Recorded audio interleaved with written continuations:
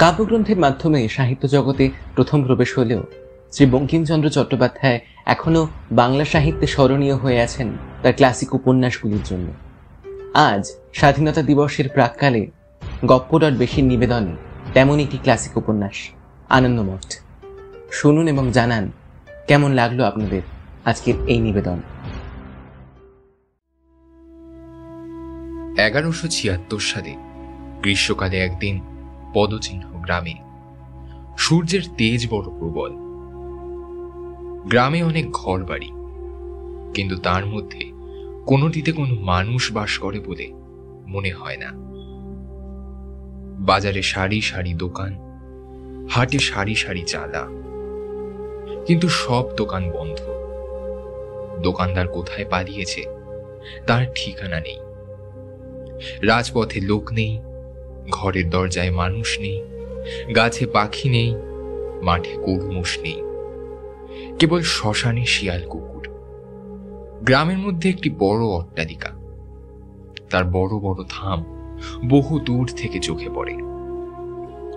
সেই অট্টালিকা আজ নিস্তব্ধ। ঘরের ভেতর এক দম্পতি বসে ভাবছে, তাদের সামনে ভয়ঙ্কর দুর্ভিক্ষ। 1174 সালে ফসল ভালো হয়নি, তাই 1175 সালে চাল কিছু মহার্ঘ হয়ে উঠল। রাজা রাজস্ব কড়ায় গণ্ডায় বুঝে নিল। সেই বছর বর্ষাকালে বেশ বৃষ্টি হলো, কিন্তু আশ্বিন মাসে বিন্দু মাত্র বৃষ্টি হলো না। যা দু এক কাহন ফুলেছিল, রাজপুরুষেরা তা সিপাহীদের জন্য কিনে রাখলেন। মোহাম্মদ রেজা খাঁ রাজস্ব আদায়ের কর্তা একেবারে 10 টাকা রাজস্ব বাড়িয়ে দিলেন। বাংলায় কান্নার রোদ উঠল।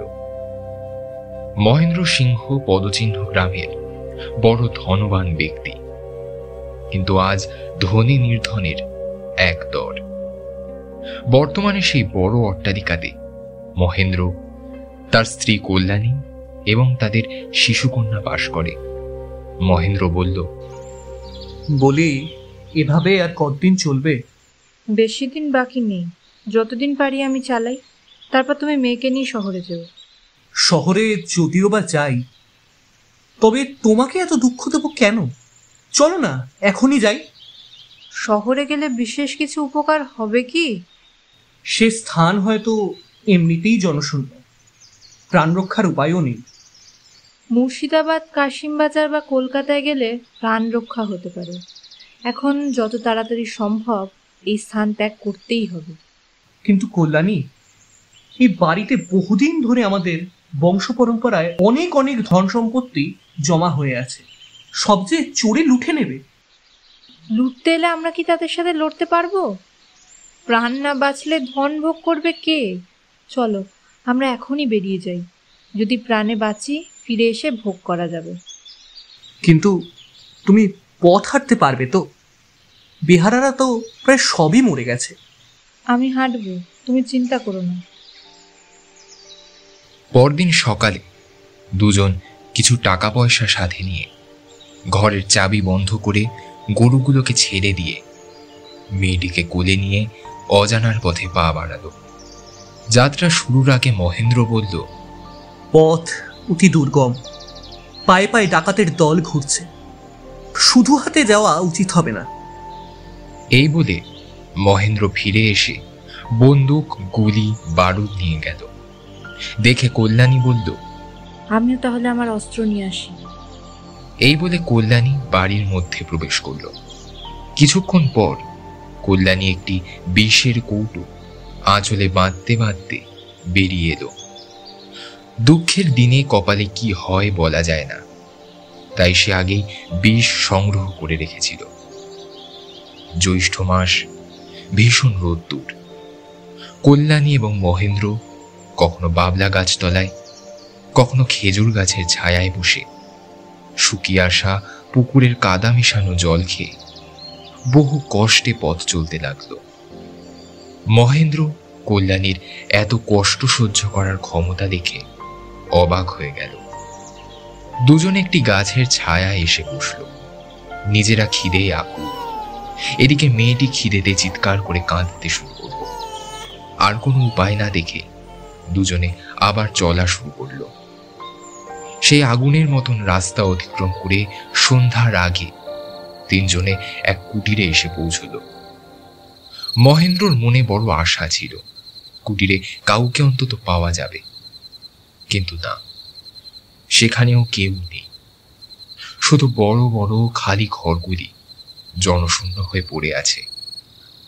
মহেন্দ্র কিছুক্ষণ ইতস্তত করে কল্যাণী এবং মেয়েকে একটি ঘরের ভেতর শোয়ালেন। তারপর বললেন, কল্যাণী, তুমি একটু সাহস করে একলা থাকো। দেশে যদি গরু থাকে, ভগবান শ্রীকৃষ্ণের দয়ায় কিছু দুধ পেতে পারি। এই বলে সে একটি মাটির কলসি হাতে করে বেরিয়ে গেল। মহেন্দ্র চলে গেল। কল্যাণী একা মেয়ে নিয়ে প্রায়ান্ধকার কুটিরে একা বসে রইল।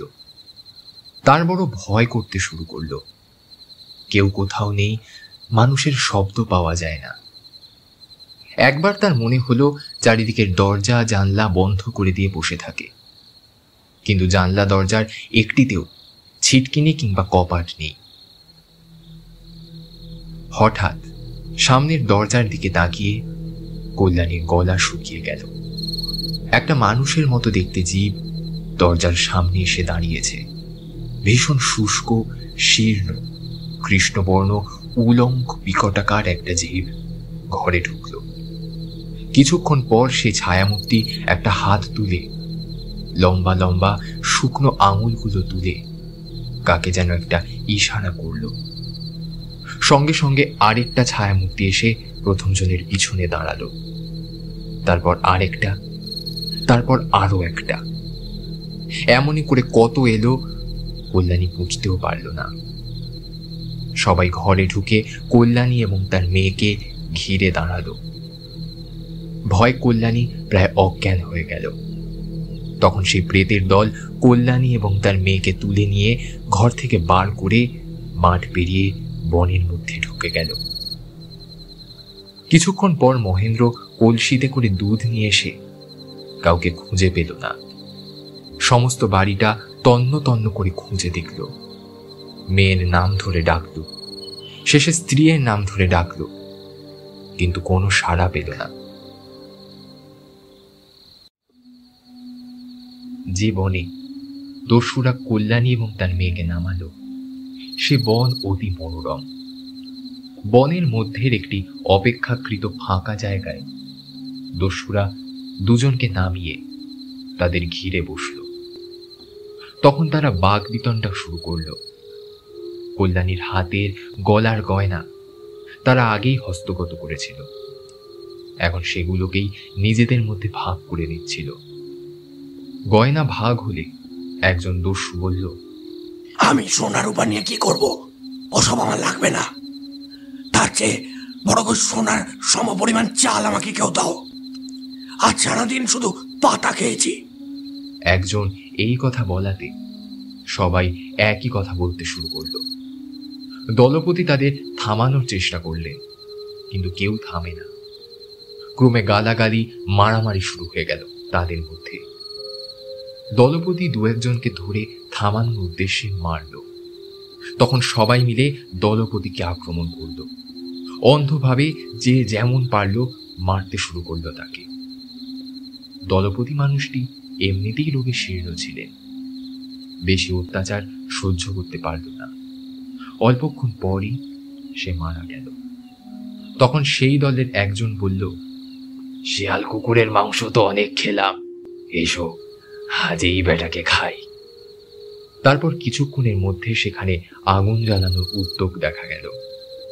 শুকনো কাঠ, লতাপাতা, ঘাস ইত্যাদি সংগ্রহ করে চকমকি পাথরে ঘষে আগুন জ্বালানো হলো। আগুন প্রস্তুত হলে একজন মৃত শবের পা ধরে টেনে আগুনে ফেলতে গেল। তখন আরেকজন বলল, দাঁড়াও, যদি মানুষের মাংস খেতে হয় তাহলে শীঘ্র দেখি বুড়োর মাংস কেন খাবো? তার চাইতে বরং এসো আজ যে মেয়েটিকে আমরা লুটলাম তার নরম কচি মাংস খায়। সকলে লোলুপ হয়ে যেখানে কল্যাণী আর তার মেয়ে শুয়েছিল সেই দিকে তাকালো। দেখল সে জায়গা শূন্য, কন্যাও নেই, তার মাও নেই। দস্যু দলের ঝগড়ার সময় সে নিঃশব্দে মেয়েকে কোলে তুলে নিয়ে পালিয়েছে। ঘটনা দেখে খিদেতে পাগল দস্যুরা হতভম্ব হয়ে দাঁড়িয়ে রইল।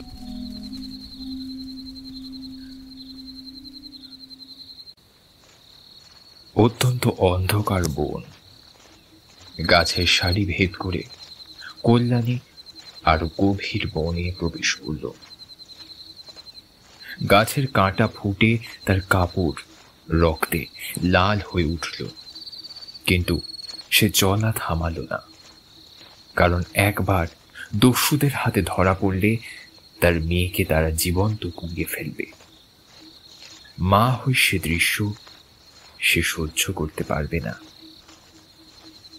কিছুক্ষণ পর অন্ধকার আকাশে মেঘের ফাঁক দিয়ে চন্দ্রোদয় হল। চাঁদ আকাশে উঠে বনের মাথায় আলো ঢেলে দিল। ভেতরে বনের অন্ধকার আলোতে ভিজে উঠল।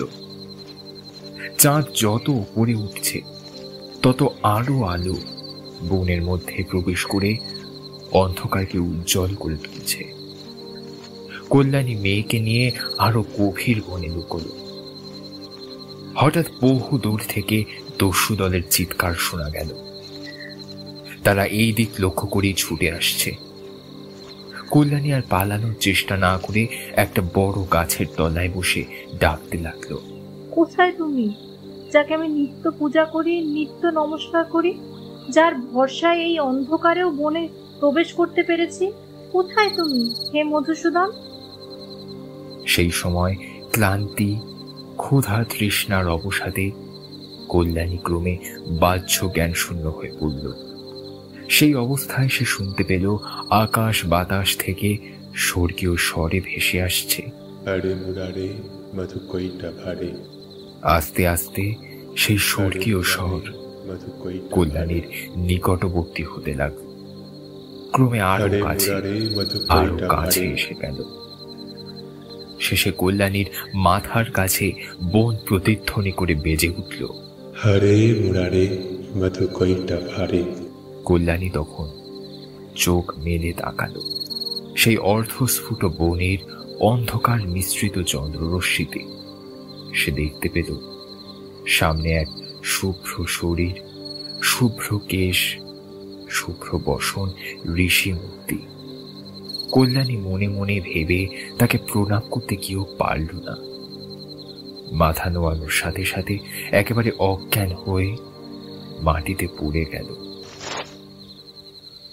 সেই বনের মধ্যে এক প্রকাণ্ড জায়গার উপরে ভাঙা পাথর দিয়ে তৈরি একটি বড় মঠ অবস্থিত। দেখে মনে হয় আগে এটি বৌদ্ধদের মঠ ছিল, পরে হিন্দুদের মন্দির হয়েছে। মন্দিরটি দ্বিতল, মধ্যে বহুবিধ দেব মন্দির এবং সামনে নাট মন্দির।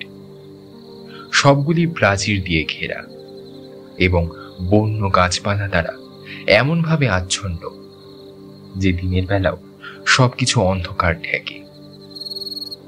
এই মঠের একটি কুটিরে কল্যাণী প্রথম জ্ঞান ফিরলে সে দেখল সামনে সেই শুভ্র শরীর, শুভ্র বসন মহাপুরুষ।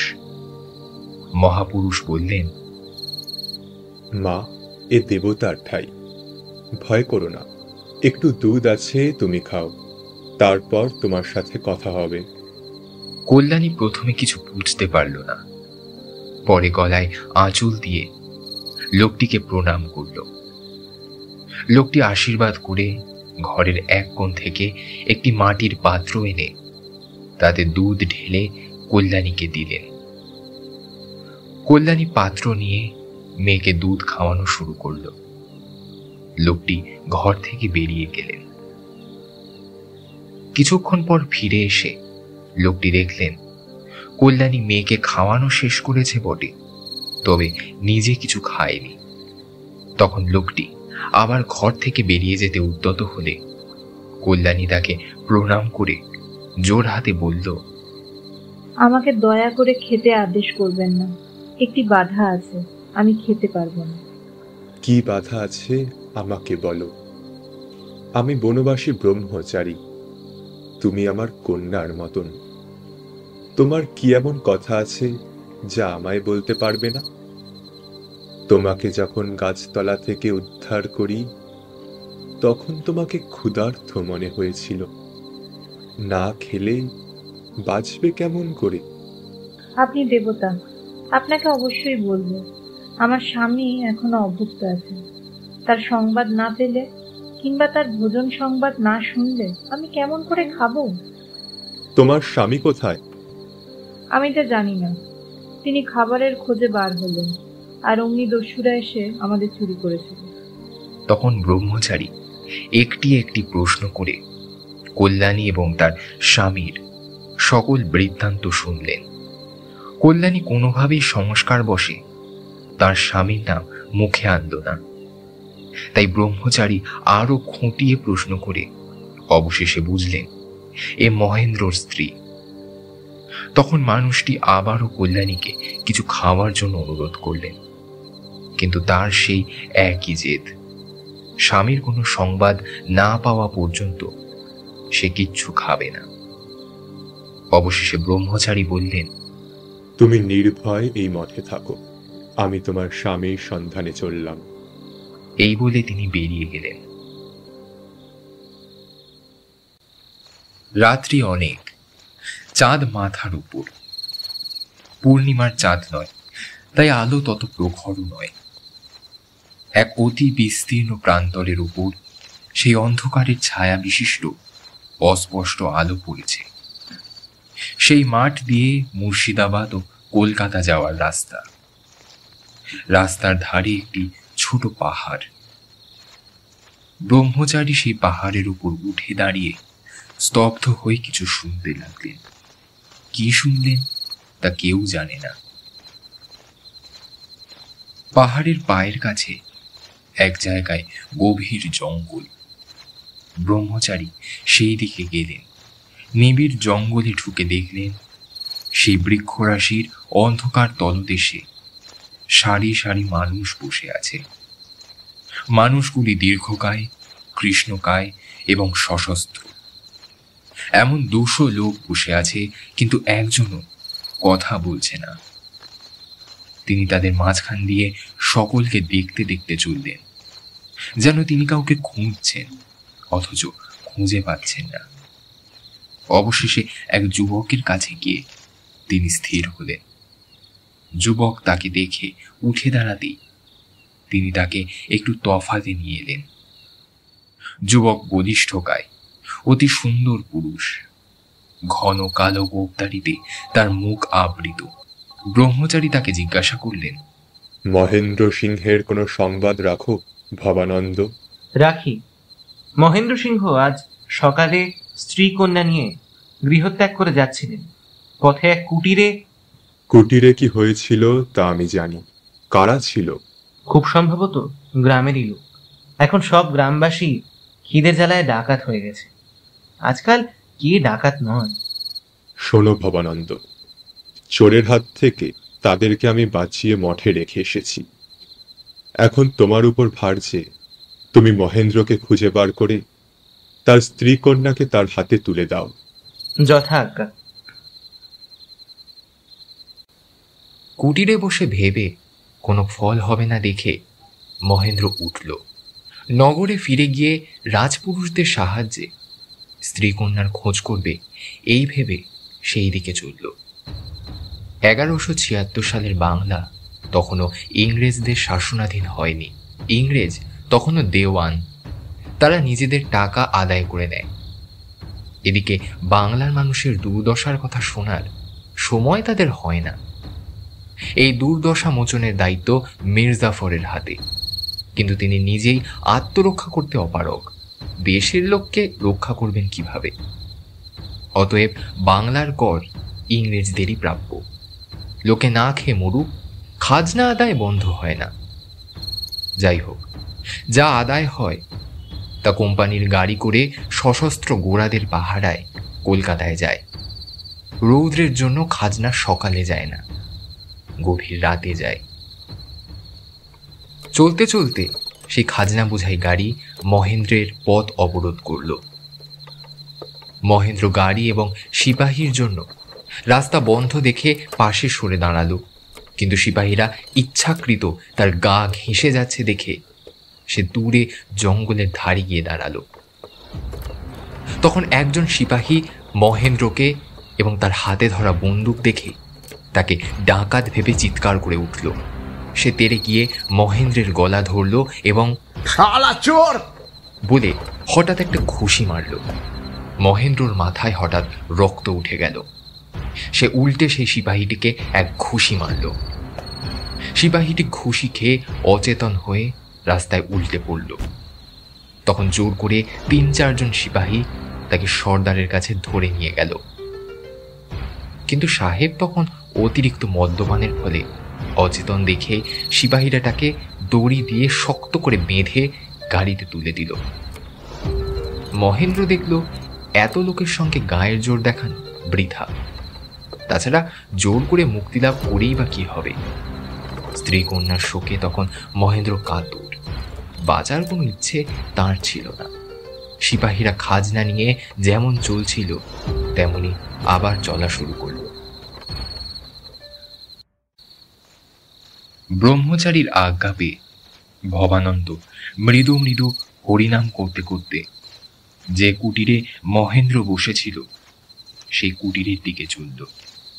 তার মনে হলো সেখানেই মহেন্দ্রর সন্ধান পাওয়া সম্ভব। ভবানন্দ তালপাহাড় থেকে যে কুটিরের দিকে চললেন সেটি দক্ষিণ থেকে উত্তরে। যেতে যেতে মাঝ রাস্তায় সেই সিপাহী দল তাঁরও রাস্তা অবরোধ করল। ভবানন্দ মহেন্দ্রের মতনই তাদেরকে রাস্তা ছেড়ে দিল, কিন্তু সিপাহীরা ভেবে নিল সেও ডাকাত দলেরই একজন। অতএব সঙ্গে সঙ্গে সিপাহীরা তাকে ধরে ফেলল। আমাকে কেন বাপু? দেখছই তো গেরুয়া বসন পরা ব্রহ্মচারী আমি, ডাকাত হব কিভাবে? অনেক শালা ব্রহ্মচারী সন্ন্যাসী ডাকাতি করে। এই বলে সিপাহী ভবানন্দের গলা ধরে টেনে নিয়ে এলো এবং তাকে বেঁধে গাড়ির ভেতরে যেখানে মহেন্দ্রকে রেখেছিল সেখানে রাখল। ভবানন্দ চিনল যে এ মহেন্দ্র সিংহ। সিপাহীরা আবার কোলাহল করতে করতে চলল, আর গরুর গাড়ির চাকায় কচকচ শব্দ হতে থাকলো। তখন ভবানন্দ আস্তে আস্তে বলল, তোমাকে সাহায্যের জন্যই আমি এখানে এসেছি। আর কে আমি তা এখন শোনবার প্রয়োজন নেই। এখন আমি যা বলছি সাবধানে তাই করো। তোমার হাতের বাঁধনটা গাড়ির চাকার উপর রাখো। মহেন্দ্র অবাক হল, কিন্তু বিনা বাক্য ব্যয় ভবানন্দের কথা মতো কাজ করল। অন্ধকারে গাড়ির চাকার কাছে কিছুটা সরে গিয়ে হাতের দড়ির বাঁধন চাকার উপর স্পর্শ করে রাখল। চাকার ঘষায় আস্তে আস্তে দড়ি কেটে গেল। তারপর পায়ের দড়িও একইভাবে কাটলে। এইভাবে বাঁধন থেকে মুক্ত হয়েও ভবানন্দের পরামর্শে দুজনে গাড়ির উপর পড়ে রইল। দুজনেই নিস্তব্ধ। ব্রহ্মচারী যে পাহাড়ের উপর দাঁড়িয়েছিলেন সেই পাহাড়ের পাশ দিয়ে যখন এই সিপাহীর দল চলছে তখন তারা দেখত পাহাড়ের নিচে একটা ঢিবির ওপর একটা মানুষ দাঁড়িয়ে আছে। সিপাহীরা তাকে দেখতে পেতেই টেনে এনে তার মাথায় মোট চাপিয়ে দিতে গেল। হঠাৎ সেই মানুষটি সামনের সিপাহীটির কোমরে গোজা পিস্তল টেনে দিয়ে তার মাথা লক্ষ্য করে চালিয়ে দিল।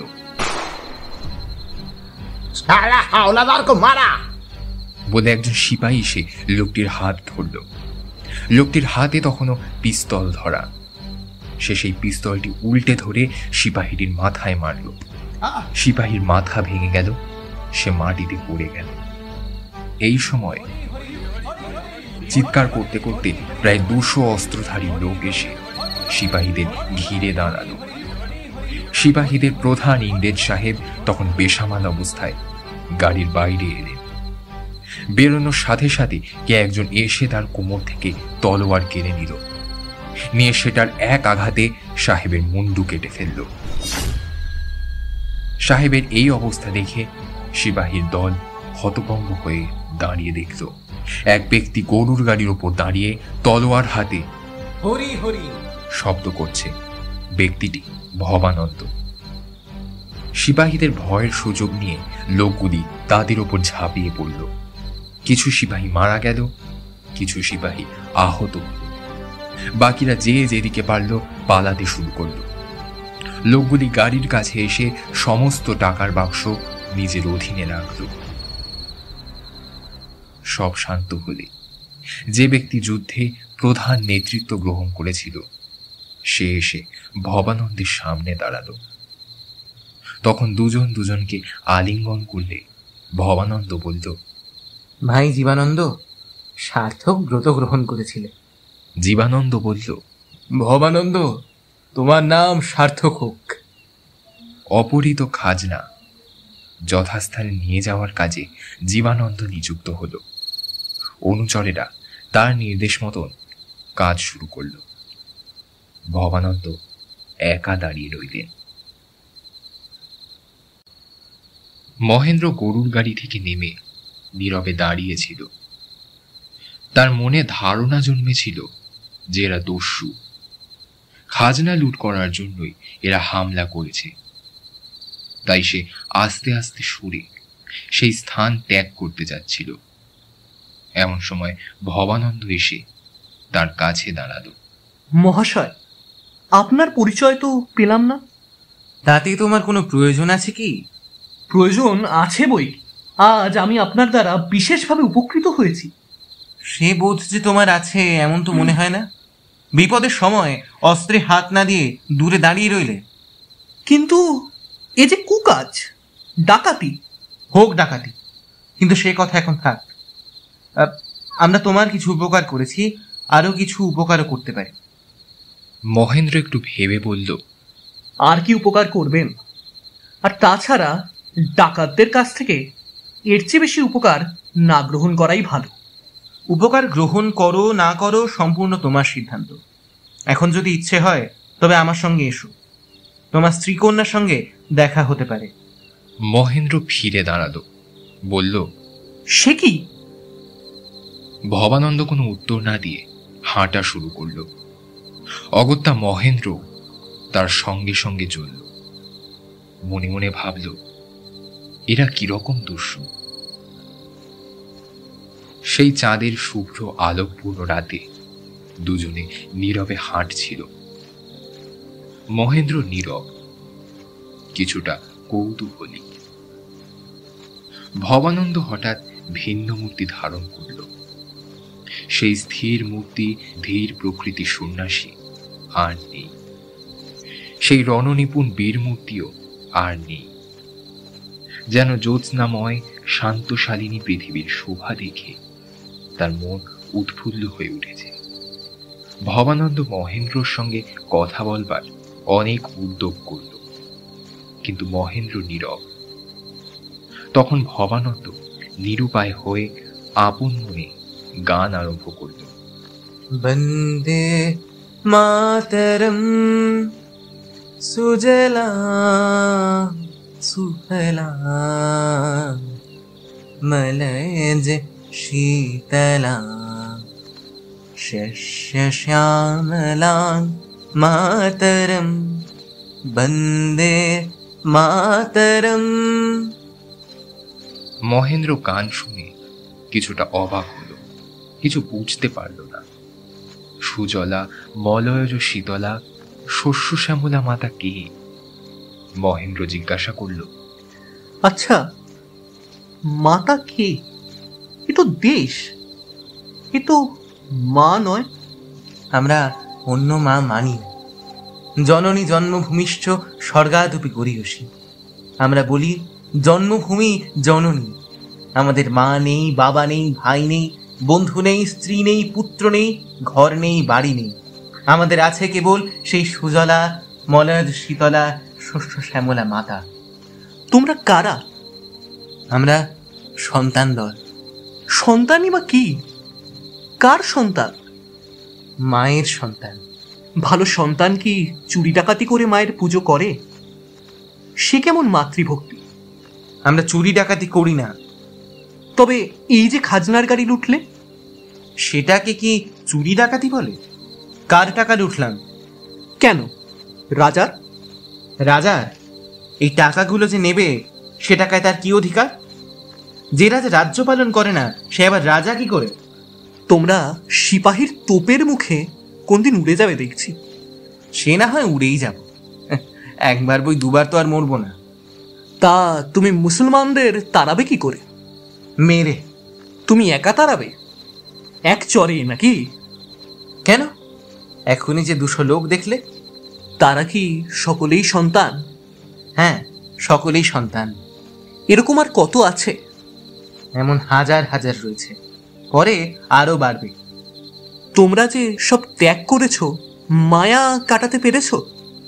দেখো মহেন্দ্র, সন্তানকে মিথ্যে বলতে নেই, তোমার কাছে মিথ্যে বড়াই করব না। কে বলো তো এই সংসারে মায়া সম্পূর্ণভাবে কাটাতে পারে? যে বলে আমি মায়া কাটিয়েছি, হয় তার মায়া কখনো ছিল না, নয়তো সে মিথ্যে বড়াই করছে। আমরা মায়া কাটাই না, আমরা ব্রত রক্ষা করি। আচ্ছা মহেন্দ্র, তুমি আমাদের মতন সন্তান হবে? আমার স্ত্রী কন্যাকে না পেলে আমি কিচ্ছু বলতে পারবো না। চলো তবে তোমাকে ওদের কাছেই নিয়ে যাই। এই বলে দুজনে একসাথে চলল। ভবানন্দ আবার বন্দে মাতারাম গাইতে গাইতে চলল। মহেন্দ্রর গলাও ভালোই ছিল, সুতরাং সেও গলা মেলালো। বন্দে মাতরম সুজলাং সুফলাং মলয়জ শীতলাং শস্য শ্যামলাং মাতরম বন্দে মাতরম শুভ্র জ্যোৎস্না পুলকিতয়ামিনী পুল্লকুসুমিতা ধ্রুমদলশোভিনী সুহাসিনী সুমধুরভাসিনী সুখদং বরদং মাতরম বন্দে মাতরম। গান শেষ হলো। তখন মহেন্দ্র বলল, যদি স্ত্রী কন্যা ত্যাগ না করতে হয় তবে আমি এ ব্রত গ্রহণ করব। ভবানন্দ বলল, এ ব্রত যে গ্রহণ করে সে স্ত্রী কন্যা পরিত্যাগ করে। তুমি যদি এই ব্রত গ্রহণ করো তবে স্ত্রী কন্যার সঙ্গে দেখা করতে পারবে না। ব্রতের সফলতা পর্যন্ত তাদের মুখদর্শন নিষেধ। তবে আমি এ ব্রত গ্রহণ করতে পারবো না। রাত শেষ হয়ে ভোর হলো। সেই জনহীন প্রান্তর এতক্ষণ অন্ধকার, শব্দহীন ছিল, এখন সূর্যের আলোতে উজ্জ্বল হয়ে উঠল। আনন্দ মঠে বসে ব্রহ্মচারী সত্যানন্দ ঠাকুর আহ্নিক করছিলেন। জীবানন্দ কাছেই বসেছিল। এমন সময় ভবানন্দ মহেন্দ্র সিংহকে নিয়ে উপস্থিত হল। আহ্নিক শেষ হলে ভবানন্দ, জীবানন্দ দুজনে তাকে প্রণাম করল এবং তার সামনেই বসে পড়ল। ব্রহ্মচারী স্মিত হেসে মহেন্দ্রকে বললেন, বাবা, তোমার দুঃখে আমি অত্যন্ত কাতর হয়েছি। কেবল সেই দীনবন্ধুর কৃপায় তোমার স্ত্রী কন্যাকে কাল রাতে উদ্ধার করতে পেরেছিলাম। এই বলে ব্রহ্মচারী কল্যাণীর রক্ষা বৃত্তান্ত মহেন্দ্রকে বললেন। তারপর বললেন, চলো, তারা যেখানে আছে সেখানে তোমাকে নিয়ে যাই। এই বলে ব্রহ্মচারী আগে আগে চললেন। তাকে অনুসরণ করে মহেন্দ্রও চলল। যেতে যেতে মহেন্দ্র দেখল অতি বিস্তৃত উঁচু এক ঘর। এই রৌদ্রোজ্জ্বল সকালেও সেই বিশাল কক্ষ অন্ধকার। ঘরের ভেতর কি আছে মহেন্দ্র প্রথমে দেখতে পারল না। আস্তে আস্তে চোখ শুয়ে এলে দেখতে পেল সামনে এক প্রকাণ্ড চতুর্ভুজ মূর্তি। শঙ্খ চক্র গদা পদ্মধারী এক বিষ্ণু মূর্তি। বিষ্ণুর কোলের ওপর এক মোহিনী মূর্তি। ব্রহ্মচারী গম্ভীর স্বরে মহেন্দ্রকে জিজ্ঞাসা করলেন, সব জিনিস দেখতে পাচ্ছ? মহেন্দ্র বলল, হ্যাঁ, পারছি। বিষ্ণুর কোলে কি আছে দেখছো? এক মোহিনী মূর্তি। কে ইনি? আমাদের মা। মা কে? আমরা যার সন্তান। তিনি কে? সময় মতো সব চিনবে। এখন চলো, দেখবে চলো।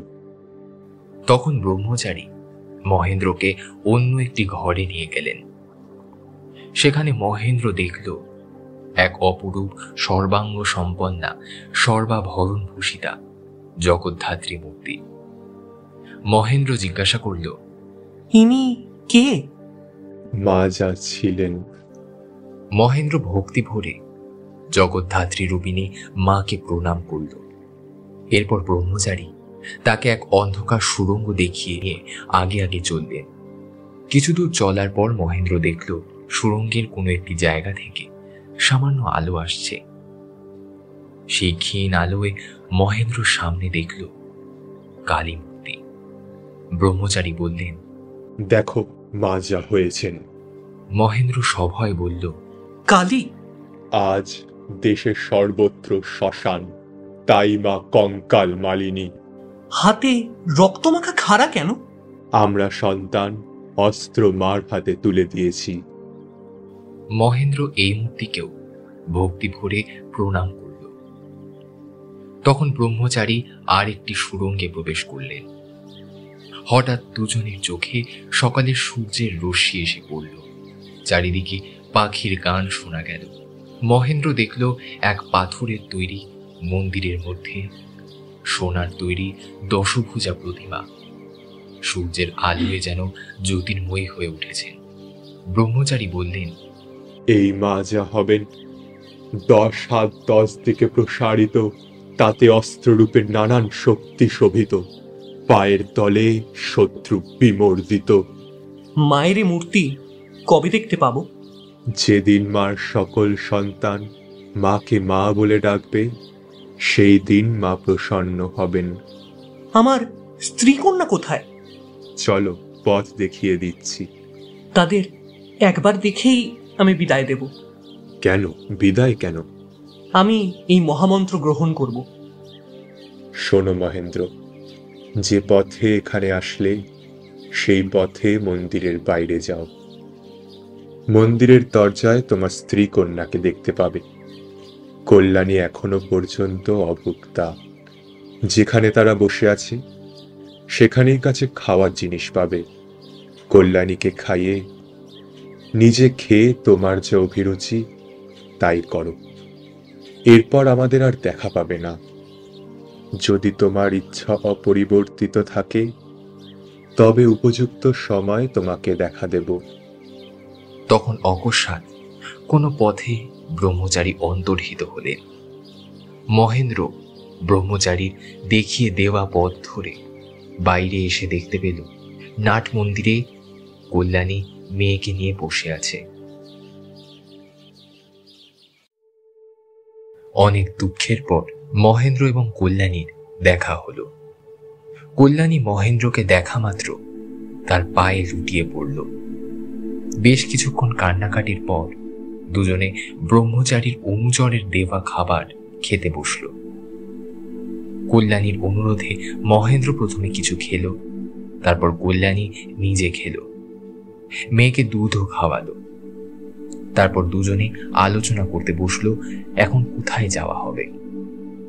মহেন্দ্রের একান্ত ইচ্ছা কল্যাণীকে নিজের গ্রাম পদচিহ্নের বাড়িতে রেখে তার একজন যোগ্য অভিভাবক নিযুক্ত করে এই সন্ন্যাসব্রত গ্রহণ করে। এই ইচ্ছা কল্যাণীকে বলতেই সেও সম্মতি জানালো। তখন উভয় মেয়েকে কোলে তুলে নিয়ে গ্রামের উদ্দেশ্যে যাত্রা করল। আনন্দমঠ থেকে বার হয়ে দুজনে সবুজ প্রান্তরের উপর দিয়ে হাঁটতে শুরু করল। প্রান্তর একদিকে, তার পাশ দিয়ে চলে গিয়েছে রাজপথ। প্রান্তরের মধ্যে মাঝে মাঝে বেশ বড় বড় কয়েকটি গাছ নীল আকাশের দিকে মাথা উঁচু করে দাঁড়িয়ে আছে। কল্যাণী নদীর ধারের একটি গাছ বেছে নিয়ে তার তলায় বসল। মহেন্দ্র এসে তার পাশে বসল। কল্যাণী মহেন্দ্রকে জিজ্ঞাসা করল, বিপদ থেকে তো উদ্ধার পেয়ে গেছি, তাহলে তোমাকে এখন এত বিমর্ষ দেখছি কেন? মহেন্দ্র তখন কল্যাণীকে হারিয়ে যা যা ঘটেছিল সব বৃত্তান্ত খুলে বলল। কল্যাণী সব শুনে বলল, কাল রাত্রে কিভাবে জানি না ঘুমে চোখ দুটো বুজে এসেছিল। তখনই ঘুমের মধ্যে স্বপ্ন দেখলাম এক চতুর্ভুজা স্ত্রী মূর্তি, অপরূপ সুন্দরী, অনেকটা মা জগদ্ধাত্রীর মতো। তিনি এসে আমাকে বললেন, তুমি স্বামীকে ছেড়ে আমার কাছে এসো, তোমার স্বামীকে মায়ের সেবা করতে দাও। মহেন্দ্র কল্যাণীর কথা শুনে স্তম্ভিত হয়ে গেল।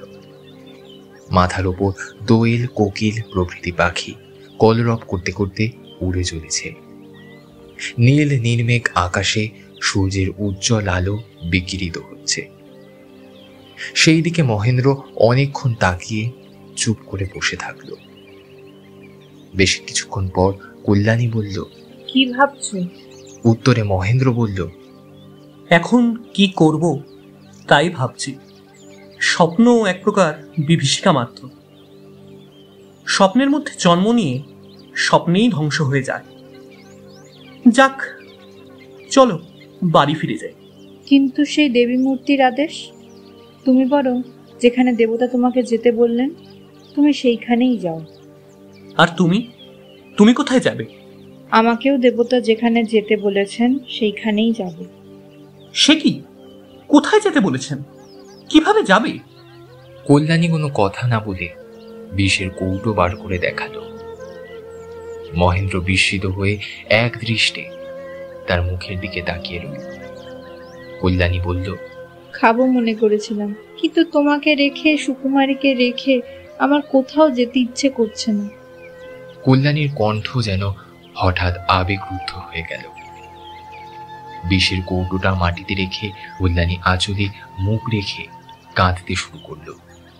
কান্না থামলে দুজনে আবার কথা বলা আরম্ভ করল। এদিকে মেয়েটি খেলা করতে করতে বিষের কৌটোটি তুলে নিল। কেউ তা লক্ষ্য করল না। সে মনে করল এটা একটা খেলনা। এই ভেবে সে বার কয়েক সেটাকে নিয়ে টানাটানি করল। একসময় কৌটোটির ঢাকনা খুলে বিষের বড়িটি ঘাসের উপর পড়ে গেল। সুকুমারী সেটিকে খাওয়ার জিনিস মনে করে কোনো দিকে না তাকিয়েই সেটা মুখে ঢুকিয়ে নিল। ঠিক এই সময় কল্যাণীর নজর পড়ল তার উপর। সবকিছু ভুলে কল্যাণী মেয়ের শরীরের উপর আছড়ে পড়ল। কোনো রকমে তার মুখটা খুলে আঙুল ঢুকিয়ে বড়িটি বার করার আপ্রাণ চেষ্টা করতে লাগলো। এদিকে সুকুমারী তার সদ্য ওঠা কয়েকটি দাঁত দিয়ে বড়িটি নিজের সর্বশক্তি দিয়ে চেপে রেখেছে। কিছুতেই বার করা গেল। খানিক পরে বড়ির স্বাদ ভালো না হওয়ায় সুকুমারী কেঁদে ওঠার জন্য মুখ খুলতেই কল্যাণী আবার তার মুখের ভেতর আঙুল ঢুকিয়ে বড়িটি বের করে নিল। সে নদীতে নেমে আঁচল ভিজিয়ে এনে সেই আঁচল নিংড়ে সুকুমারীকে জল খাওয়ালো। যেটুকু বিষ তার পেটে গিয়েছিল অচিরেই তার প্রতিক্রিয়া শুরু হলো। প্রথমে কিছুক্ষণ ছটফট করল, কাঁদল, শেষে অবসন্ন হয়ে পড়ল। এই অবস্থা দেখে কল্যাণী কাঁদতে কাঁদতে মহেন্দ্রকে বলল, বেবাক্য লঙ্ঘন করা স্পর্ধা দেখিয়েছিলাম, মেয়েকে হারালাম, আর কিছু হারাতে পারবো না। যে পথে সুকুমারী চললো আমাকেও সেই পথেই যেতে হবে। বলেই কিছু বুঝে উঠবার আগেই কল্যাণী বিষের বড়িটি মুখে পুড়ে গিলে ফেলল। এতক্ষণ যে ঘটনাগুলি ঘটছিল তাতে মহেন্দ্র ডিওহল দর্শকের ভূমিকা পালন করছিল। এইবার তার চেতনা ফিরল। মেয়ে তো গেছেই, এবার বুঝি স্ত্রীকেও সে হারাতে চলেছে। কল্যাণী, তুমি কি করলে? কেন এমন কাজ করলে? তুমি ছাড়া আমার কে আছে? কল্যাণী, কল্যাণী! এই বলে মহেন্দ্র অঝরে কাঁদতে শুরু করল। কল্যাণীর তখনও অল্প জ্ঞান ছিল। সে নিজের হাত দিয়ে মহেন্দ্রের হাত চেপে ধরল। কিছু বলার উপক্রম করল, কিন্তু শেষ অবধি কিচ্ছু বলতে পারল না। আস্তে আস্তে তার চোখ বন্ধ হয়ে এল। মহেন্দ্রর আবেগ এবার আর বাঁধ মানল না। পাগলের মতো কল্যাণীকে জাগানোর চেষ্টা করে কাঁদতে কাঁদতে মাটিতে শুয়ে পড়ে হাতের মুঠি দিয়ে বারবার মাটিতে আঘাত করে মহেন্দ্র যেন পাগল হয়ে গেল। শেষটায় কেমন যেন পাথরের মূর্তির মতো চুপ করে বসে রইল। তখন সেই গহীন বনের ভেতর থেকে এই রঙ্গমঞ্চে আবির্ভূত হলেন সত্যানন্দ ঠাকুর। তিনি এসে মহেন্দ্রের কাঁধে হাত দিয়ে তাকে ডাকলেন। তারপর কোনো কথা না বলে হাঁটতে থাকলেন।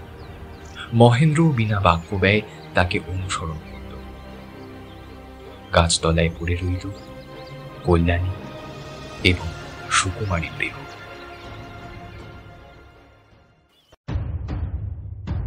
এদিকে রাজধানীতে বেশ বিপদের আশঙ্কা দেখা গেল। শোনা গেল যে রাজার কাছ থেকে কলকাতায় যে খাজনা চালান হচ্ছিল, পথের সন্ন্যাসীরা তা লুঠে নিয়েছে। তখন ইংরেজ সরকারের আদেশে সন্ন্যাসী ধরতে সিপাহী বরকন্দাজ ছুটল। সন্ন্যাসীরা সবসময় গেরুয়া পোশাক পরে থাকতো না। বিপদ আসছে বুঝতে পারলে পরিবর্তন করত। একমাত্র সত্যানন্দ কোনো সময় বেশ পরিবর্তন করতেন না। গ্রামে এসে সিপাহীরা কোনো সন্ন্যাসীর দেখা পেল না।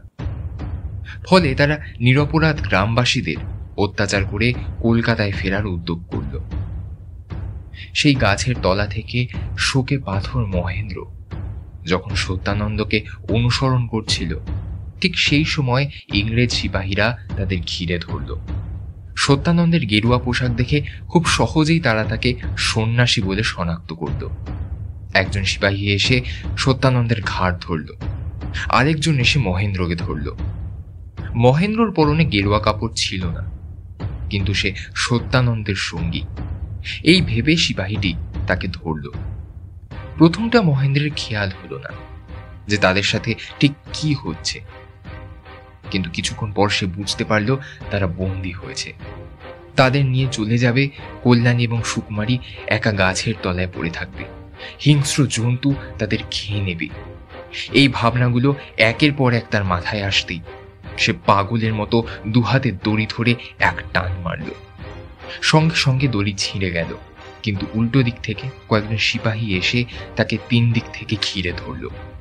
এই কজনকে চাইলেই মহেন্দ্র আহত করতে পারত, কিন্তু তখন তার শরীরে আর সেই শক্তি নেই। বাধ্য হয়ে আবার সিপাহীদের সাথে সে চলতে শুরু। এই সময় সত্যানন্দ বললেন, বাপু, আমি বৃদ্ধ, হরিনাম করে থাকি। তা এখন হরিনাম করায় কি কোনো বাধা আছে? সত্যানন্দকে ভালো মানুষ বলে এক সিপাহীর মনে হয়েছিল। সে বলল, তুমি হরিনাম করো, তোমায় বারণ করব না। এমনিতেও তোমার খালাসের হুকুমই হবে। তবে এই লোকটা ফাঁসি যাবে। তখন ব্রহ্মচারী গান ধরলেন, ধীর সমীরে তটিনী তীরে বসতি বনে বড় নারী। ধীর সমীরে তটিনী তীরে বসতি বনে বড় নারী। মাকুরু ধনুর ধর গমন বিলম্বন অতি বিধুরা সুকুমারী। ধীর সমীরে তটিনী তীরে বসতি বনে বড় নারী।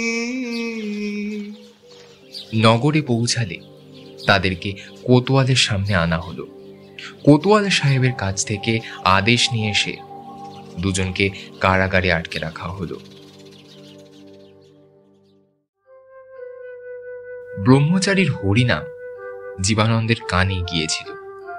সত্যানন্দ এবং মহেন্দ্রকে যখন সিপাহীরা ধরে নিয়ে যাচ্ছে, সেই সময় কাছের একটি গাছের আড়াল থেকে ব্রহ্মচারীর গান শুনতে পেয়েছিল সে।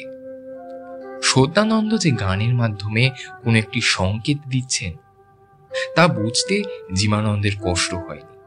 ধীর ও সমীরে তটিনী তীরে বসতি বনে বড় নারী, অর্থাৎ নদীর ধারে এক মহিলা না খেয়ে পড়ে আছে, তাকে উদ্ধার করো। জীবানন্দ নদীর ধারে গিয়ে দেখল এক মহিলার হিম শীতল দেহ আর একটি জীবন্ত শিশু কন্যা। মহেন্দ্রের স্ত্রী ও কন্যাকে জীবনানন্দ আগে কখনো দেখেনি, ফলে এদের আসল পরিচয় জীবনানন্দ জানতে পারল না। তবে মনে মনে ভাবল, হতে পারে এরা মহেন্দ্রেরই স্ত্রী কন্যা, কারণ ব্রহ্মচারীর সঙ্গে মহেন্দ্রকেও ধরে নিয়ে গেছে। কি ভেবে জীবানন্দ মেয়েটিকে কোলে তুলে নিয়ে বনের মধ্যে ঢুকে গেল। কল্যাণীর দেহ সেইখানেই পড়ে রইল। মেয়েটিকে কোলে নিয়ে জীবানন্দ জঙ্গল পার হয়ে এক গ্রামে প্রবেশ করল। গ্রামটির নাম ভৈরবী। এই গ্রামের একটি বড় আমের বাগানের মধ্যে একটি বাড়ি জীবানন্দের গন্তব্য। বাড়িতে পৌঁছে জীবানন্দ হাঁক দিল, নিমি, কোথায় গেলি? বছর 17 কি 18 নিমি ঘর থেকে বেরিয়ে এসে বলল, এ কি দাদা, তুমি? কোলের এই মেয়েটি কে গো? বাড়ির দাওয়ায় বসে জীবানন্দ বলল, সে অনেক কথা, পরে বলবো। এখন তুই দুধ গরম করে এনে দে তো। নিমি দুধ গরম করে নিয়ে এসে জীবানন্দের কাছে বসে সুকুমারীকে কোলে শুয়ে ঝিনুকে করে তাকে দুধ খাওয়াতে থাকলো। খাওয়াতে খাওয়াতে নিমি জিজ্ঞাসা করল, দাদা, এ কার মেয়ে? তাতে তোর কি রে? মেয়েটি আমাকে দেবে? তুই মেয়ে নিয়ে কি করবি? আমি মেয়েটিকে দুধ খাওয়াবো, কোলে করে মানুষ করব। ঠিক আছে, যা, রাখ তোর কাছে। আমি এসে মাঝে মধ্যে দেখে যাব। মেয়েটা কিন্তু কায়েত বাড়ির মেয়ে। যাকে, আমি চললুম এখন। সে কি দাদা, খেয়ে যাবে না? বেলা দুপুর গড়িয়ে গেল, আমার মাথা খাও, দুটি ভাত খেয়ে যাও। তোর মাথাও খাবো, আবার ভাতও খাবো? অত তো পেরে উঠবো না। তার চেয়ে বরং মাথা রেখে দুটি ভাতই দে। নিমি তখন মেয়ে কোলে করে ভাত বাড়তে আরম্ভ করল। খাওয়া হলে পর নিমি জীবানন্দকে আচানোর জল এনে দিল। জীবানন্দ মুখ ধুতে ধুতে শুনল নিমি বলছে, দাদা, আমার একটি কথা রাখবে? কি? আগে বলো, কথা রাখবে কিনা? কি বলবি বল না। নিমি তখন এক হাতে আরেক হাতের আঙুলগুলো টিপে ঘাড় হেঁট করে একবার জীবানন্দের মুখের দিকে তাকালো, তারপর চোখ মাটির দিকে নামালো। শেষে বলল, একবার বৌদিদিকে ডাকে। জীবানন্দ আবার ঘটি তুলে নিমিকে মারতে গেল। বলল, আমার মেয়ে ফিরিয়ে দে, আর আমি পরে কোনো একদিন এসে তোর খাওয়ানো চাল ডাল ফিরিয়ে দিয়ে যাব। যা না বলবার তুই আমাকে তাই বলিস? নিমির ফর্সা মুখ মুহূর্তে রাগে লাল হয়ে উঠল। সে গিয়ে ঘরের দরজার সামনে দাঁড়ালো। দরজার খিল এঁটে পিঠ দিয়ে আগলে বলল, আগে আমাকে মেরে ফেলো, তারপর যেখানে খুশি যেও। জীবানন্দ হেসে ফেলল। তাই দেখে নিমিও হেসে দৌড়ে ঘরের মধ্যে ঢুকে গেল। যে স্ত্রীলোকটি বাড়ির দরজা দিয়ে বেরিয়ে এলো তার বয়স আন্দাজ 25 বছর। নাম শান্তি। একটি প্রায়োচ্ছিন্ন ময়লা শাড়ি পরে বাগানের মধ্যে স্বামী জীবানন্দকে খুঁজতে শুরু করল। কিছুক্ষণ খোঁজাখুঁজির পর শান্তি দেখতে পেল একটা আম গাছের নিচে দাঁড়িয়ে আছে জীবানন্দ। সে গিয়ে জীবানন্দের হাত ধরল। জীবানন্দ চকিতে পিছনে ফিরে প্রথমে শান্তির মুখটা ভালো করে দেখল, তারপর শান্তির পরনের কাপড়ের দিকে তার নজর গেল। শান্তি, তোমার এই মলিন শাড়ি কেন? তোমার তো খাওয়া পরার কোনো অভাব নেই। তোমার ধন সম্পত্তি তোমারই জন্য আছে, আমি টাকা নিয়ে কি করতে হয় তা জানি না। তুমি যখন আবার ফিরে আসবে তখন এই সমস্ত জিনিস গ্রহণ করবে। কথা শেষ করতেই জীবানন্দ শান্তিকে দৃঢ় আলিঙ্গন করে তার কাঁধে মাথা রেখে অনেকক্ষণ নীরব হয়ে রইল। শেষে দীর্ঘ নিঃশ্বাস ফেলে বলল, কেন দেখা করলাম? তোমাকে দেখতে আমি আর ফিরতে পারি না। ঠিক, তুমি বীর। আমার পৃথিবীতে বড় সুখ যে আমি বীর পত্নী। তুমি অধম স্ত্রীর জন্য বীর ধর্ম ত্যাগ করবে? না না, কখনো না।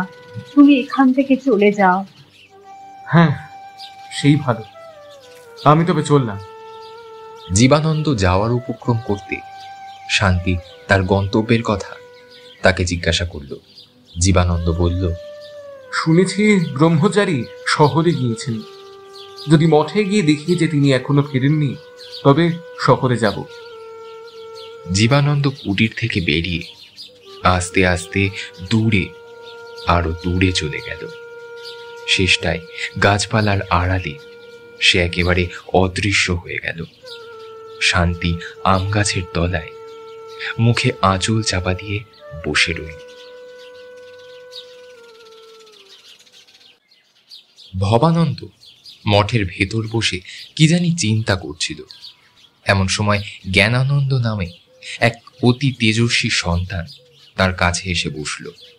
ভবানন্দ তার মুখ দেখে জিজ্ঞাসা করল, ব্যাপারটা কি? মুখ অত ভারী কেন? জ্ঞানানন্দ বলল, বোধহয় গোলমাল কিছু বেঁধেছে।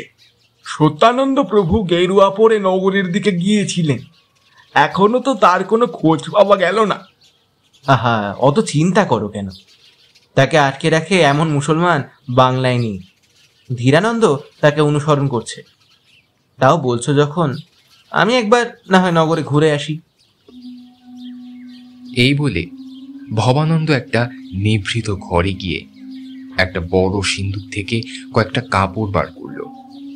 কিছুক্ষণের মধ্যে তার গেরুয়া বেশ বদলে গিয়ে গায়ে চুড়িদার পায়জামা, মাথায় পাগড়ি এবং পায়ে নাগরা পরে বেরিয়ে এলো।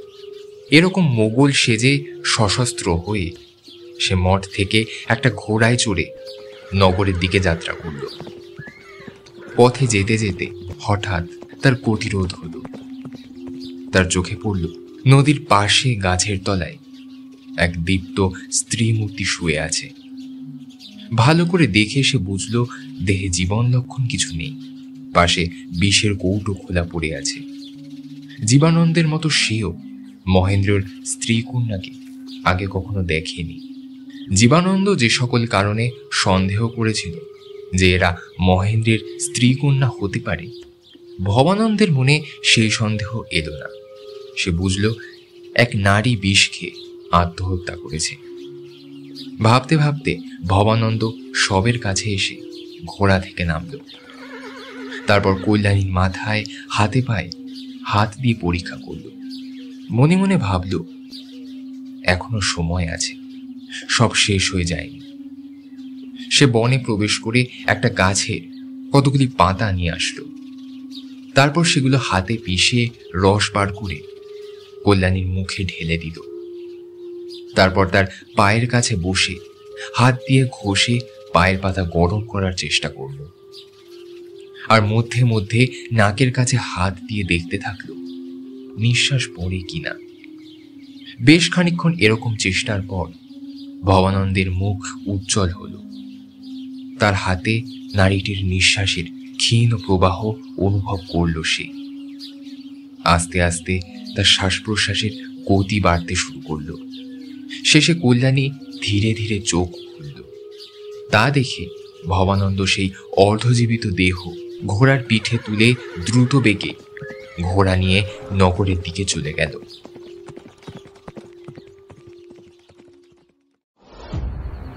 সন্ধ্যা না হতেই সন্তান দল সকলে জানতে পারল যে সত্যানন্দ ব্রহ্মচারী আর মহেন্দ্র দুজনে বন্দী হয়ে নগরের কারাগারে আটকে রয়েছে। তখন শয়ে শয়ে হাজারে হাজারে সন্তানেরা এসে আনন্দ মঠের চারপাশের অরণ্য ভরিয়ে তুলল। সকলেই সশস্ত্র, চোখে তাদের আগুন, মুখে দম্ভ, ঠোঁটে প্রতিজ্ঞা। মঠের দরজায় দাঁড়িয়ে জ্ঞানানন্দ চিৎকার করে বলল, আমরা অনেক দিন থেকে ভাবছি এই জবনপুরি ভেঙে ছাড়খাড় করে নদীর জলে ফেলে দেব, কিন্তু আজ আমাদের পরম গুরু মুসলমানের কারাগারে বন্দী। আমাদের তরবারিতে কি ধার নেই? এই বাহুতে কি বল নেই? যিনি হিরণ্যকশিপু, কংস, শিশুপালকে হত্যা করেছেন, যার রথের চাকার ঘর ঘর নির্ঘোষে দেবাদিদেব মহাদেবও ভয় পেয়েছিলেন, যিনি অজেয় রণে জয়দাতা, আমরা তার উপাসক। তখন সেই অরণ্যে সহস্র তরবারি চাঁদের আলোয় ঝিলিক দিয়ে উঠল। সহস্র বল্ল সন্তানদের হাতে উঠে এলো। তারপর ধ্বনিতে আকাশ বিদীর্ণ করে শ্রেণীবদ্ধ সন্তানের দল বেরিয়ে এলো। অল্প কিছু পরেই তারা নগরে পৌঁছে গেল। তাদের দেখে নগররক্ষীরা হতবুদ্ধি হয়ে অনড় হয়ে রইল। এদিকে সন্তানেরা প্রথমেই রাজ কারাগারে গিয়ে রক্ষীদের মেরে ফেলল। তারপর সত্যানন্দ এবং মহেন্দ্রকে মুক্ত করে তারা ফিরে চলল। সন্তানদের এই কাণ্ডের কথা শুনে দেশের কর্তৃপক্ষ তাদের দমন করার জন্য একদল সিপাহী পাঠালো। তাদের কাছে যে শুধু বন্দুক ছিল এমন নয়, বেশ কয়েকটি কামানও ছিল। সন্তানেরা তাদের আগমন সংবাদ পেয়ে আনন্দমঠ থেকে বেরিয়ে সিপাহীদের মুখোমুখি হলো। কিন্তু বন্দুক কামানের কাছে লাঠি সরকি কি বা করতে পারে? সন্তানেরা পরাজিত হয়ে পালাতে থাকল।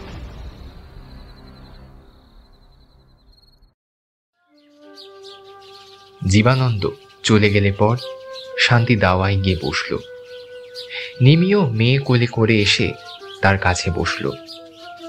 শান্তির চোখে আর জল নেই, মুখ প্রফুল্ল হয়েছে, একটু একটু হাসছে, কিন্তু তাও সে কি যেন ভাবছে।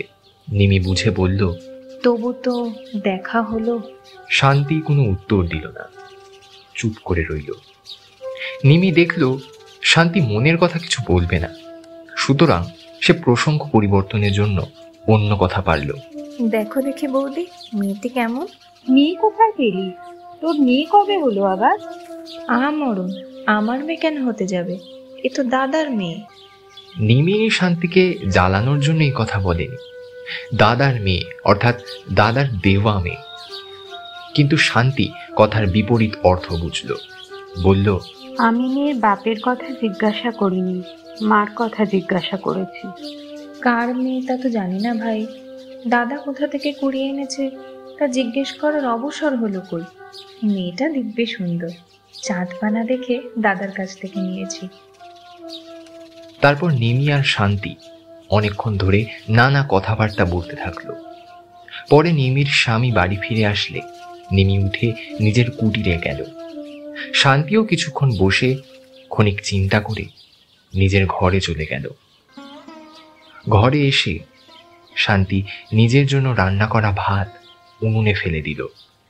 তারপর সিন্দুক থেকে একখানি ঢাকাই শাড়ি বের করে তার পাড় ছিঁড়ে ফেলল। যেটুকু কাপড় অবশিষ্ট রইল তা গেরি মাটি দিয়ে ভালো করে রং করল। সন্ধ্যা হলে ঘরের দরজা বন্ধ করে সেই কাপড় পরল। তারপর মাথার রুক্ষ লম্বা চুলের কিছুটা কাঁচি দিয়ে কেটে আলাদা করে রাখল, আর বাকিটুকু দিয়ে মাথায় জটা পাকালো।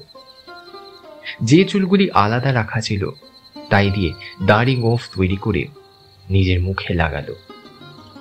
রাত্রি দ্বিতীয় প্রহরে শান্তি সেই সন্ন্যাসী বেশে ঘর থেকে বেরিয়ে একা গভীর বনে প্রবেশ করল। তার গন্তব্য আর কেউ না জানলেও তার কাছে মোটেই অজানা নয়।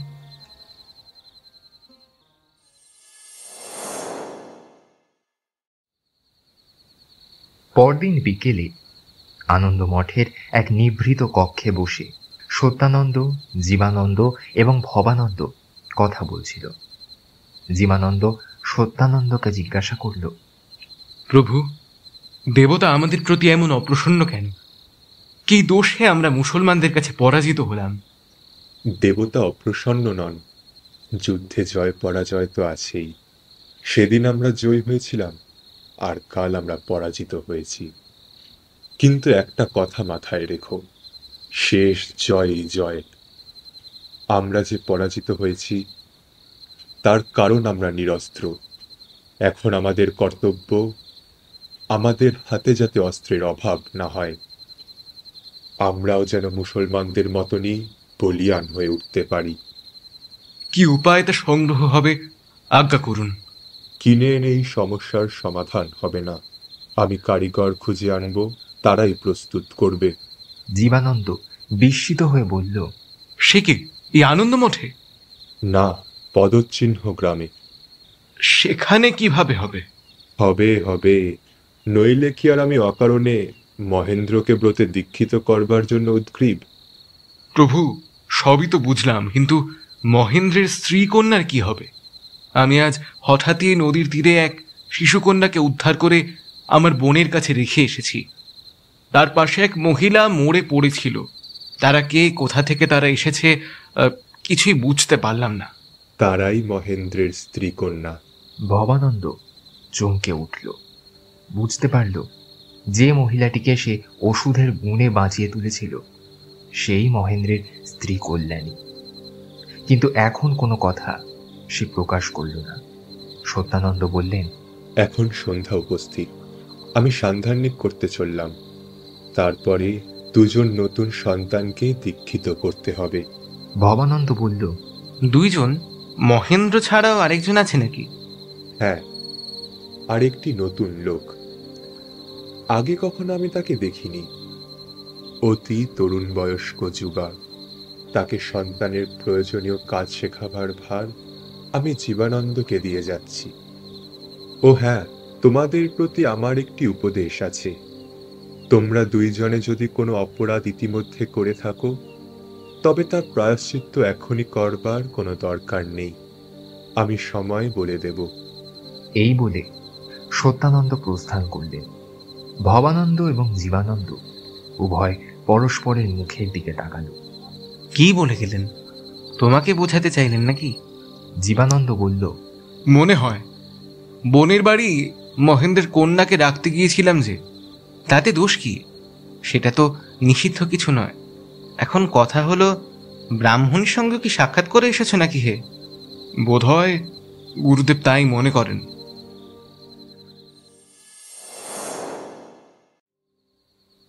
সান্ধান্নিক শেষ হলে পর মহেন্দ্রকে ডেকে সত্যানন্দ বললেন, তোমার কন্যা জীবিত আছে।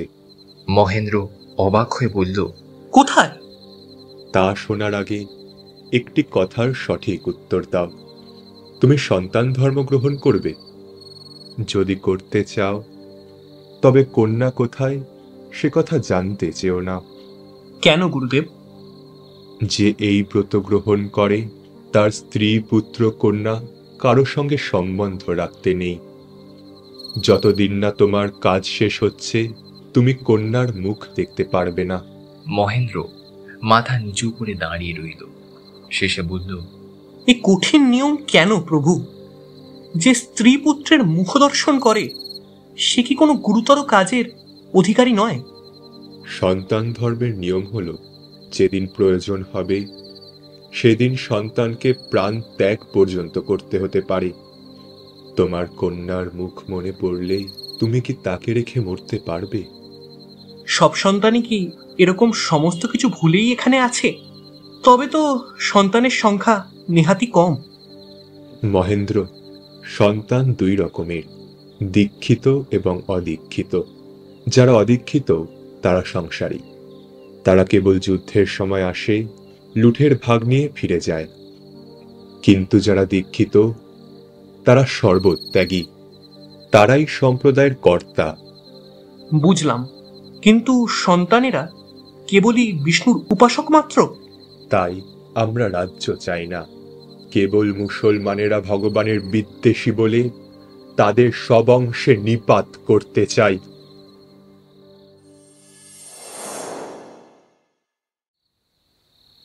কথা শেষ হলে সত্যানন্দ মহেন্দ্রকে নিয়ে মঠের চতুর্ভুজা দেবী মূর্তির কাছে নিয়ে এলেন। সেখানে ইতিমধ্যেই গেরুয়া কাপড় পরা একজন বসেছিল। মহেন্দ্র এবং সত্যানন্দকে ঢুকতে দেখে সে উঠে দাঁড়ালো। সত্যানন্দ নিয়ম মতন সমস্ত কাজ সমাধা করে এবং তাদের দুজনকে প্রতিজ্ঞাবদ্ধ করিয়ে সন্তান ধর্মে দীক্ষিত করলেন। অনুষ্ঠান শেষ হয়ে যাওয়ার পর সত্যানন্দ মহেন্দ্রকে একটু নিভৃতে নিয়ে গিয়ে বললেন, দেখো মহেন্দ্র, তোমার দ্বারা মার অনেক কাজ হবে। তোমাকে জীবানন্দ ভবানন্দের সঙ্গে বনে বনে ফিরে যুদ্ধ করতে হবে না। তুমি পদচিহ্নে ফিরে যাও। সেখানে থেকেই তুমি সন্তান ধর্ম পালন করতে পারবে। মহেন্দ্র শুনে বিমর্ষ হয়ে বসে রইল, কিছু বলল না। ব্রহ্মচারী বলতে থাকলেন, এখন আমাদের জায়গার বড় অভাব। এমন জায়গা নেই যে অনেক সেনা এসে আক্রমণ করলে আমরা খাদ্য সংগ্রহ করে দরজা বন্ধ করে 10 দিন নির্বিঘ্নে থাকব। আমাদের কোনো গড় নেই। তুমি পদচিহ্নে ফিরে গিয়ে সেখানে একটি গড় তৈরি করো। আমি এখান থেকে 2000 সন্তান পাঠিয়ে দেব সেখানে। তারাই গড় পরীক্ষা তৈরি করে দেবে। তারপর সেখানে কারখানা স্থাপন করবে। সেখান থেকে গোলা, কামান, বন্দুক ইত্যাদি প্রস্তুত করবে। এই জন্যই তোমায় পদচিহ্নে ফিরে যেতে বলছি। মহেন্দ্র রাজি হল। সত্যানন্দকে প্রণাম করে সে ঘর ছেড়ে বেরিয়ে গেল। তখন দ্বিতীয় শিষ্য সত্যানন্দের কাছে গিয়ে তাকে প্রণাম করল। সত্যানন্দ তাকে তার সামনে বসতে ইঙ্গিত করলেন। অন্যান্য কথাবার্তার পর সত্যানন্দ তাকে বললেন, তোমার নবীন বয়স দেখে তোমাকে নবীনানন্দ নাম দিতে ইচ্ছা করছে, অতএব তুমি এই নাম গ্রহণ করো। কিন্তু একটা কথা জিজ্ঞাসা করি, তোমার পূর্বের নাম কি?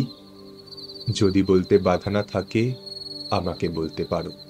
আমি তোমার দীক্ষাদাতা গুরু, আমাকে বলতে বাধা নেই। শিষ্যটি ক্ষণিক কি যেন ভেবে শেষে বলল, আমার পূর্বের নাম ছিল শান্তিরাম দেব শর্মা। সত্যানন্দ হঠাৎ অট্টহাস্য করে উঠলেন। হাসি থামলে তিনি বললেন, তোমার নাম শান্তিমণি। কি আমি কি কিছু ভুল বললাম? এই বলে তিনি শিষ্যের কালো কুচকুচে 1.5 হাত লম্বা দাড়ি বাঁ হাতে ধরে এক টান দিলেন। জাল দাড়ি খসে পড়ল। সত্যানন্দ বললেন, আমার সঙ্গে প্রতারণা? আর যদি আমাকেই ঠকাবে তো এ বয়সে 1.5 হাত দাড়ি কেন? আর দাড়ি খাটো করলেও গলার স্বর, চোখের চাহনি কি লুকোতে পারো? যদি এমনই নির্বোধ হতাম তবে কি এত বড় কাজে হাত দিতাম? শান্তি তখন 2 হাতের পাতা দিয়ে মুখ ঢেকে মাটিতে বসে পড়ল। পরক্ষণে হাত নামিয়ে বৃদ্ধের মুখের ওপর তীক্ষ্ণ দৃষ্টি নিক্ষেপ করে বলল, প্রভু, আমি কি দোষ করেছি? স্ত্রী বাহুতে কি কখনো বল থাকে না? না। সন্তানদের বাহুবল কি আপনি কখনো পরীক্ষা করে দেখেন? সত্যানন্দ কোনো উত্তর না দিয়ে একটি লোহার ধনুক এবং কিছুটা ধাতব তার নিয়ে এসে বললেন, এই লোহার ধনুকে এই ধাতব তারের গুণ দিতে হয়। গুণের পরিমাণ 2 হাত। গুণ দিতে গেলে এই ধনুক সোজা হয়ে যায়। যে গুণ দেয় তাকে ছুঁড়ে ফেলে দেয়। তা সত্ত্বেও যে গুণ দিতে পারে সেই প্রকৃত বলবান। শান্তি ধনুক ও তার ভালোভাবে পরীক্ষা করে বলল, সকল সন্তান কি এই পরীক্ষায় উত্তীর্ণ হয়েছে? না, মাত্র 4 জন। যদি জিজ্ঞাসা করি কে কে উত্তীর্ণ হয়েছেন, তাহলে উত্তর দেবেন কি? নিষেধ কিছুই নেই। জীবানন্দ, ভবানন্দ, জ্ঞানানন্দ এবং আমি। শান্তি ধনুক ও তার নিয়ে অবলীলায় তাতে গুণ পড়িয়ে সত্যানন্দের পায়ের কাছে রাখল। সত্যানন্দ বিস্মিত ভীত হয়ে গেলেন। কিছুক্ষণ পর বললেন, তুমি দেবী না মানবী? আমি সামান্য মানবী। তোমাকে দেখে তো বিধবা বলে মনে হয় না। স্বামী কোথায়? তারই খোঁজে এসেছি। হঠাৎ মেঘ ভাঙা সূর্যরশ্মির মতন স্মৃতি সত্যানন্দের মনকে উদ্ভাসিত করল। তিনি বললেন, মনে পড়েছে, জীবানন্দের স্ত্রীর নাম শান্তি। তুমিই কি সেই নারী? শান্তি কিছু না বলে দাঁড়ি দিয়ে নিজের মুখ ঢাকতে লাগলো। সত্যানন্দ বললেন, কেন এ পাপাচার করতে আসলে? পত্নী স্বামীর অনুসরণ করে, সে কি পাপাচার? আমি তার সহধর্মিনী। তিনি ধর্মাচরণে প্রবৃত্ত, আমি তার সঙ্গে ধর্মাচরণে এসেছি। এতে পাপ কোথায় প্রভু? সত্যানন্দ শান্তির তেজস্বিনী উত্তর শুনে কিছু বলতে পারলেন না। আনন্দ মঠে আমি থাকতে পাবো কি? আনন্দমঠ ছাড়া এই রাতে আর কোথায় যাবে? এই বলে অল্প হেসে তিনি ঘর থেকে বেরিয়ে গেলেন। শান্তি ঘুরে দাঁড়িয়ে দেবী মূর্তি নিরীক্ষণ করতে থাকল।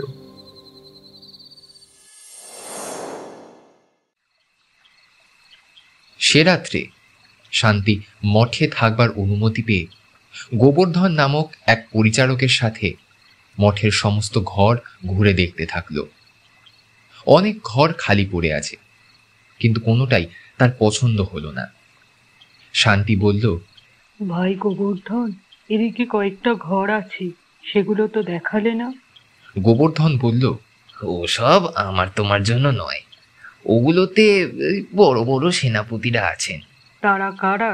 ভবানন্দ, জীবানন্দ, তারপর জ্ঞানানন্দ আর ধীরানন্দ। গোবর্ধন শান্তিকে প্রথম ঘরে নিয়ে গেল। সেখানে ধীরানন্দ মহাভারতের দ্রোণ পর্ব পড়ছিল। তাতেই তার মন ডুবেছিল, তাই সে কোনো কথা বলল না। শান্তি সেখান থেকে বিনা বাক্য ব্যয়ে চলে গেল। পরের ঘরটি ভবানন্দের। সে তখন মাটিতে মাদুরের ওপর লম্বা হয়ে উপরের দিকে তাকিয়ে একটা মুখকে কল্পনায় দেখার চেষ্টা করছিল। বাইরের দিকে তার নজর ছিল না। শান্তি সেখান থেকেও সরে গেল। তৃতীয় ঘর ফাঁকা। শান্তি জিজ্ঞাসা করল, এটা কার ঘর? জীবানন্দ ঠাকুরের। আমার এই ঘরটাই পছন্দ হয়েছে, আমি এখানেই থাকবো। কিন্তু জীবানন্দ ঠাকুর এখানে থাকেন যে। সে তিনি না হয় অন্য ঘর খুঁজে নেবেন। ওহ, তাও কি হয়? উনি ঘরের কর্তা, ওনার সাথে কথা না বলে। আচ্ছা, তুমি যাও, আমি জায়গা না পাই গাছতলায় থাকবো। গোবর্ধন চলে গেলে শান্তি ঘরে ঢুকল। মাটির ওপর পাটি বিছিয়ে জীবানন্দের একটি পুঁথি নিয়ে পড়তে আরম্ভ করল। কিছুক্ষণ পর জীবানন্দ ফিরে এলো। ঘরে ঢুকেই শান্তির ছদ্মবেশ দেখেও তাকে সে চিনতে পারল। বলল, এ কি শান্তি, তুমি? শান্তি উঠে বসে বলল, শান্তি কে মহাশয়? আমি নবীনানন্দ গোস্বামী। জীবানন্দ হেসে বলল, এ নতুন রঙ্গ বটে। তারপর নবীনানন্দ সুদূর ভৈরবীপুর থেকে এখানে কি মনে করে? ভৈরবীপুর আমি চিনি না, আমি সন্তান ধর্ম গ্রহণ করতে আজ এখানে এসে দীক্ষিত হয়েছি। হ্যাঁ, সর্বনাশ! সত্যি? সর্বনাশ কিসের? আপনিও তো দীক্ষিত। কিন্তু তুমি তো আমার ব্রাহ্মণী। আপনার ঠিক বিশ্বাস যে আমি আপনার ব্রাহ্মণী? এই বলে শান্তি আবার পুঁথিতে মন দিল। জীবানন্দ আর কিছু বলার না পেয়ে শেষে পৃথক শয্যা তৈরি করে শুয়ে পড়ল।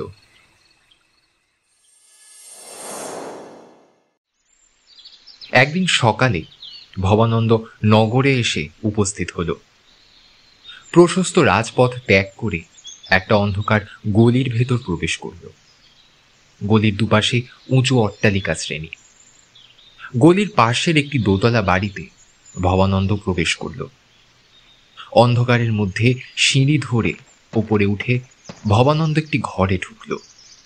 সেখানে তখন এক অপূর্ব সুন্দরী নারী মাটিতে ছেঁড়া মাদুর বিছিয়ে বসে আছে।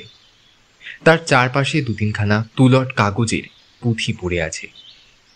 দেওয়ালের গায়ে হরিনামের মালা টাঙানো।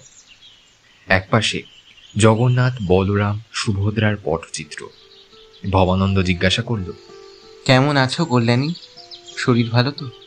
কল্যাণী বলল, কয়েকদিন আগে অবধি যেমন ছিলাম তেমনই আছে। তোমার ব্যাকরণ পড়া শেষ হয়েছে? না। অভিধান? ভালো লাগে না। কিছুদিন আগে অবধি তো বিদ্যা অর্জনে আগ্রহ দেখেছিলাম, হঠাৎ এ অশ্রদ্ধা কেন? আমার স্বামীর সংবাদ জানেন কিছু? বারবার কেন সেই সংবাদ জানতে চাও কল্যাণী? তিনি তো তোমার কাছে মৃত। তিনি আমার কাছে মৃত নন, বরং আমি তার কাছে মৃত। যাই হোক, তিনি কোথায় আছেন? পদচিহ্নে। সেখানে মহেন্দ্র দুর্গ আর অস্ত্র তৈরি করতে ব্যস্ত। তার তৈরি অস্ত্রে হাজার হাজার সন্তান সজ্জিত। সে আমাদের অনেক উপকার করছে। আর আমার সুকুমারী, সে কেমন আছে?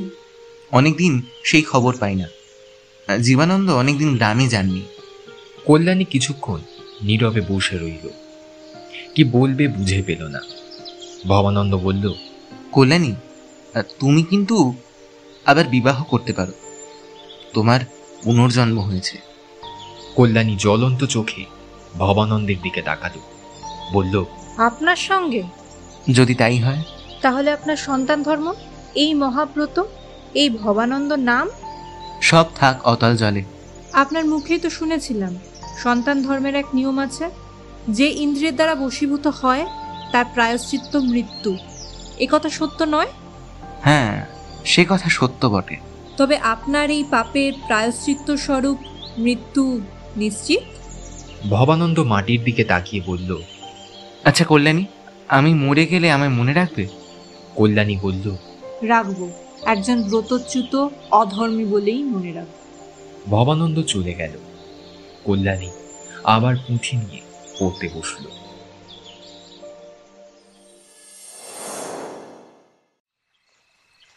ভবানন্দ ভাবতে ভাবতে মঠের উদ্দেশ্যে চলছিল।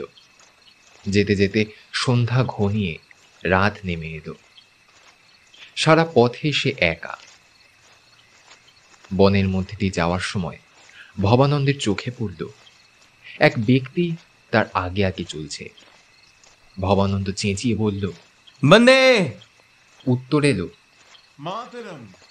আমি ভবানন্দ গোস্বামী। তুমি কে? আমি ধীরানন্দ। ধীরানন্দ? কোথায় গেছিলে? আপনারই সন্ধানে। আপনাকে একটা কথা বলতে। কি কথা? এখানেই বলো। আপনি নগরে গিয়েছিলেন, সেখানে এক পরমা সুন্দরী নারী বাস করে। ভবানন্দ কিছুটা বিস্মিত, কিছুটা ভীত হলো। বলল, তুমি সব জানলে কি করে? এইটুকুই জানি তাই নয়, আরো জানি যে আপনি সেই নারীতে আসক্ত। তুমি এত কিছু জানো? বেশ, এসো আমার সাথে যুদ্ধ করো। তোমাকে বধ করে আমি নিষ্কণ্টক হব। এই বলে ভবানন্দ কোমর থেকে তরবারি বের করে ধীরানন্দের কাঁধের ওপর রাখল। ধীরানন্দ বলল, আমার একটা স্বার্থ আছে এতে, দয়া করে তলোয়ার সরিয়ে রাখুন। ভবানন্দ তলোয়ার সরিয়ে বলল, বলো। এই সন্তান ধর্মে আমার বিতৃষ্ণা এসে গেছে। এই ধর্ম ত্যাগ করে আমি স্ত্রী পুত্রের মুখ দেখতে চাই, কিন্তু ঘরে গিয়ে বসলেই হয় মুসলমানেরা আমাকে বিদ্রোহী বলে হত্যা করবে, নয়তো সন্তান দল এসে আমাকে বিশ্বাসঘাতক হিসেবে হত্যা করবে। এই জন্য আপনাকে আমার সাথে যেতে হবে। মানে আমাকে তোমার সাথে যেতে হবে কেন? বলছি, এই সন্তান সেনা আপনার আজ্ঞাধীন, আপনি এর নায়ক। আমার ইচ্ছা আপনি এই সেনা নিয়ে যুদ্ধে যান, সেখানে আপনি জিতে এসে সন্তান রাজ্য প্রতিষ্ঠা করুন। আপনি এর রাজা হন, সেই নারীকে আপনার রানীর আসনে বসান, আমিও আপনার আদেশে আমার পরিবারের সাথে থাকতে পারব। আর এই সন্তান ধর্ম? সন্তান ধর্মকে অতল জলে ডুবিয়ে দিন। ভবানন্দের সারা মুখ ধীরে ধীরে লাল হয়ে উঠল। নিজেকে কোনো রকমে সংযত করে বলল, ধীরানন্দ, যুদ্ধ করো, তোমাকে আমি বধ করব। আমি ইন্দ্রিয় বশীভূত হতে পারি, কিন্তু বিশ্বাসঘাতক নই। তোমার এত বড় সাহস, তুমি আমাকে বিশ্বাসঘাতক হতে পরামর্শ দিয়েছ? ভবানন্দের কথা শেষ হতে না হতেই ধীরানন্দ ঊর্ধ্বশ্বাসে ছুটতে শুরু করল। রাতের চাঁদের আলোয় ভবানন্দ তরবারি হাতে একা দাঁড়িয়ে রইল।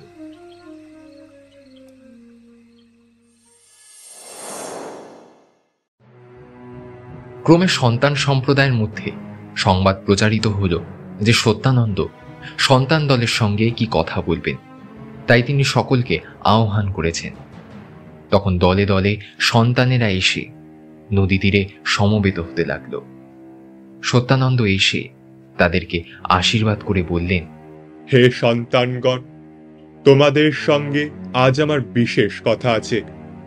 ক্যাপ্টেন টমাস নামক একজন বিধর্মী দুরাত্মা আমাদের বহু সন্তানকে হত্যা করেছে। আজ রাত্রে আমরা তাকে সসৈন্যে বধ করব। ভীষণ ক্রোধে সন্তানেরা চিৎকার করতে শুরু করল। সেই চিৎকারে সমস্ত প্রান্তর বিদীর্ণ করে আওয়াজ উঠল। তখন সত্যানন্দ বললেন, এই কাজের জন্য আমাদের একটু অপেক্ষা করতে হবে। শত্রুদের কামান আছে, কামান ছাড়া তাদের সঙ্গে যুদ্ধ করা সম্ভব নয়। পদচিহ্নের দুর্গ থেকে 17টি কামান আসছে। কামান পৌঁছলে আমরা যুদ্ধযাত্রা করব। হঠাৎ শব্দে চারিদিকে বিশাল প্রান্তর গম গম করতে থাকল। টমাসের সৈন্য কামান নিয়ে এসে এই নদী তীর ঘিরে ফেলে সন্তানদের বধ করবার উদ্যোগ করছে। ইংরেজদের কামান ধীরে ধীরে এগিয়ে আসছে। সেই শব্দ বিশাল প্রান্তর কাঁপিয়ে প্রতিধ্বনি তুলছে। সত্যানন্দের আদেশে কয়েকজন সন্তান তখনই ঘোড়ায় চড়ে দেখতে গেল সে কামান আদৌ ইংরেজদের কিনা। কিন্তু তারা কিছু দূর এগোতেই শ্রাবণের ধারার মতন কামানের গোলা তাদের ওপর পড়তে শুরু করল। সেই গোলার আঘাতে যারা যারা এগিয়েছিল সকলেই ছিন্ন ভিন্ন হয়ে গেল। সত্যানন্দ দূর থেকে সব দেখলেন। তিনি জীবানন্দের কাছে গিয়ে তাকে বললেন, 10,000 সন্তান এখানে উপস্থিত, কি করতে পারো দেখো, তুমি আজ সেনাপতি। জীবানন্দ সশস্ত্রে সজ্জিত হয়ে ঘোড়ায় উঠল। একবার নবীনানন্দের দিকে তাকিয়ে চোখের ইঙ্গিতে কি বলল কেউ তা বুঝল না, কেবল তারা দুজনে বুঝল এই হয়তো জন্মের মতো বিদায়। জীবানন্দ ঘোড়া ছুটিয়ে দিল। এমন সময় সেই ইংরেজের গোলাবৃষ্টি সন্তান দলের ওপর এসে পড়তে লাগলো। কারোর মাথা উড়ে গেল, কারোর হাত পা কাটা পড়ল। সেই নদী তীর তখন নীরব, শুধু অতি ভয়ানক কামানের আওয়াজ আর দূরের গোড়াদের অস্ত্রের শব্দ পাওয়া যায়। এবার সেই 10,000 সন্তান জীবানন্দের অনুগামী হল। অনেকে তোপের আঘাতে যুদ্ধের আগেই মারা গেল, কিন্তু বাকিরা নির্ভয়ে এগিয়ে গেল। একজন জীবানন্দকে বলল, জীবানন্দ, অনর্থক প্রাণী হত্যায় কাজ কি? বনের ভিতর থেকে গাছের আড়ালে থেকে যুদ্ধ করা যায়। তোপের মুখে পরিষ্কার মাঠে এই সন্তান দল এক দণ্ডও টিকতে পারবে না। তার চেয়ে ঝোপের মধ্যে থাকলে অনেকক্ষণ যুদ্ধ করা যাবে। জীবানন্দ বলল, কিন্তু প্রভুর আদেশ আছে, তোপ কেড়ে নিতে হবে ওদের কাছ থেকে। বেশ, যদি তোপ কাটতেই হয় আমি যাচ্ছি, তুমি এখানে থাকো। তা হবে না ভবানন্দ, আজ আমার মরবার দিন। না, আজ আমি মরব। জীবানন্দ বলল, আমায় প্রায়শ্চিত্ত করতে হবে। তুমি নিষ্পাপ, পাপ করেছি তো আমি, আমাকেই মরতে হবে আজ। জীবানন্দ কিছুক্ষণ নীরব থেকে বলল, মরবার দরকার হয়তো আজই মরব, যেদিন প্রয়োজন সেই দিন মরব। মৃত্যুর জন্য আবার সময় কি? তবে এসো। এই কথার পর ভবানন্দ সবার আগে আগে চলল। তখন দলে দলে ঝাঁকে ঝাঁকে কোলাপুরে সন্তান সৈন্যকে খণ্ড বিখণ্ড করছে। তারপর বন্দুকধারী সিপাহীদের অব্যর্থ নিশানায় সারি সারি সন্তান মাটিতে লুকিয়ে পড়ছে, কিন্তু তাও সকলে নির্ভীক। এই সময় জীবানন্দ বলল, ভবানন্দ, তোমার কথাই ঠিক, সম্মুখ সমর বেশিক্ষণ চলতে পারে না। ভবানন্দ বলল, কিন্তু এখন ফিরবে কিভাবে? যে পিছনে ফিরবে সেই মরবে। আর পিছিয়ে যাওয়ার কোনো পথও নেই জীবানন্দ। নতুন বর্ষায় নদী প্রবল হয়ে উঠেছে। এই নদীর উপর একটা পুল আছে। এই 10,000 সেনা ওই পুলের উপর দিয়ে যেতে গেলে নিঘাত মরবে। এক কাজ করো, অল্প সংখ্যক সেনা তোমার কাছে থাক, তুমি তাই নিয়ে সম্মুখ রক্ষা করো, বাকি সেনা নিয়ে আমি নদীর ওপারে নিয়ে যাই। বেশ বেশ, তাই করছি। তখন ভবানন্দ 2,000 সেনা নিয়ে আবার ঘোর উৎসাহে ইংরেজের গোলন্দাজদের আক্রমণ করল। সেখানে ভীষণ যুদ্ধ হতে থাকল। এদিকে জীবানন্দ যখন বাকি সৈন্য নিয়ে নদীর দিকে চলেছে, সেই সময় টমাসের এক সহযোগী লেফটেন্যান্ট ওয়াটসন দূর থেকে এই কাণ্ড দেখে টমাসকে জানাল। টমাস বললেন, আমি 200 সিপাহী নিয়ে এই দলকে আটকে রাখছি, তুমি বাকি সিপাহী নিয়ে ওদের 3 দিক থেকে ঘিরে ফেলো, ওরা যাতে কোনোভাবেই পুল পার না হতে পারে। কিন্তু অতি দর্পে হতলঙ্কা। টমাস সাহেব সন্তানদের যেরকম অবহেলা করেছিলেন, বাস্তবে দেখা গেল ঠিক বিপরীত ঘটনা। ভবানন্দের নেতৃত্বে 2,000 সেনার বিরুদ্ধে টমাসের 200 সেনা টিকতে পারল না। অচিরেই সমস্ত সিপাহী মাটিতে লুকিয়ে পড়ল।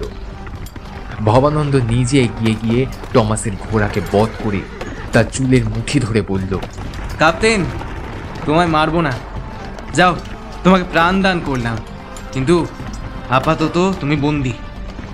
এরপর ভবানন্দের নেতৃত্বে বাকি সেনাগণ জীবানন্দকে সাহায্য করবার জন্য কুলের দিকে দৌড়াল। এই সময় টমাসের তোপগুলি দক্ষিণ দিকে এসে পৌঁছালো। আবার নির্বিচারে সন্তান দল মরতে লাগল। তারা যে যেদিকে পারল পালাতে থাকল। জীবানন্দ তোপের দিকে মুখ করে দাঁড়িয়ে ভাবছে কি করবে। এমন সময় সেখানে এসে পৌঁছল ভবানন্দ এবং ধীরানন্দ। ভবানন্দ বলল, জীবানন্দ, ধীরানন্দ, এসো, আমরা তিনজনে মিলে এই কামানটা দখল নিই। বন্দে মাতরম। বলার সঙ্গে সঙ্গে তিনজন তরবারি ঘুরিয়ে সেই কামানের নিকটবর্তী সেনা হত্যা করতে শুরু করল। তাদের দেখা দেখি আরো সন্তান এসে তাদের সাহায্য করতে এগিয়ে এল। অবশেষে কামান সন্তানদের দখলে এলো।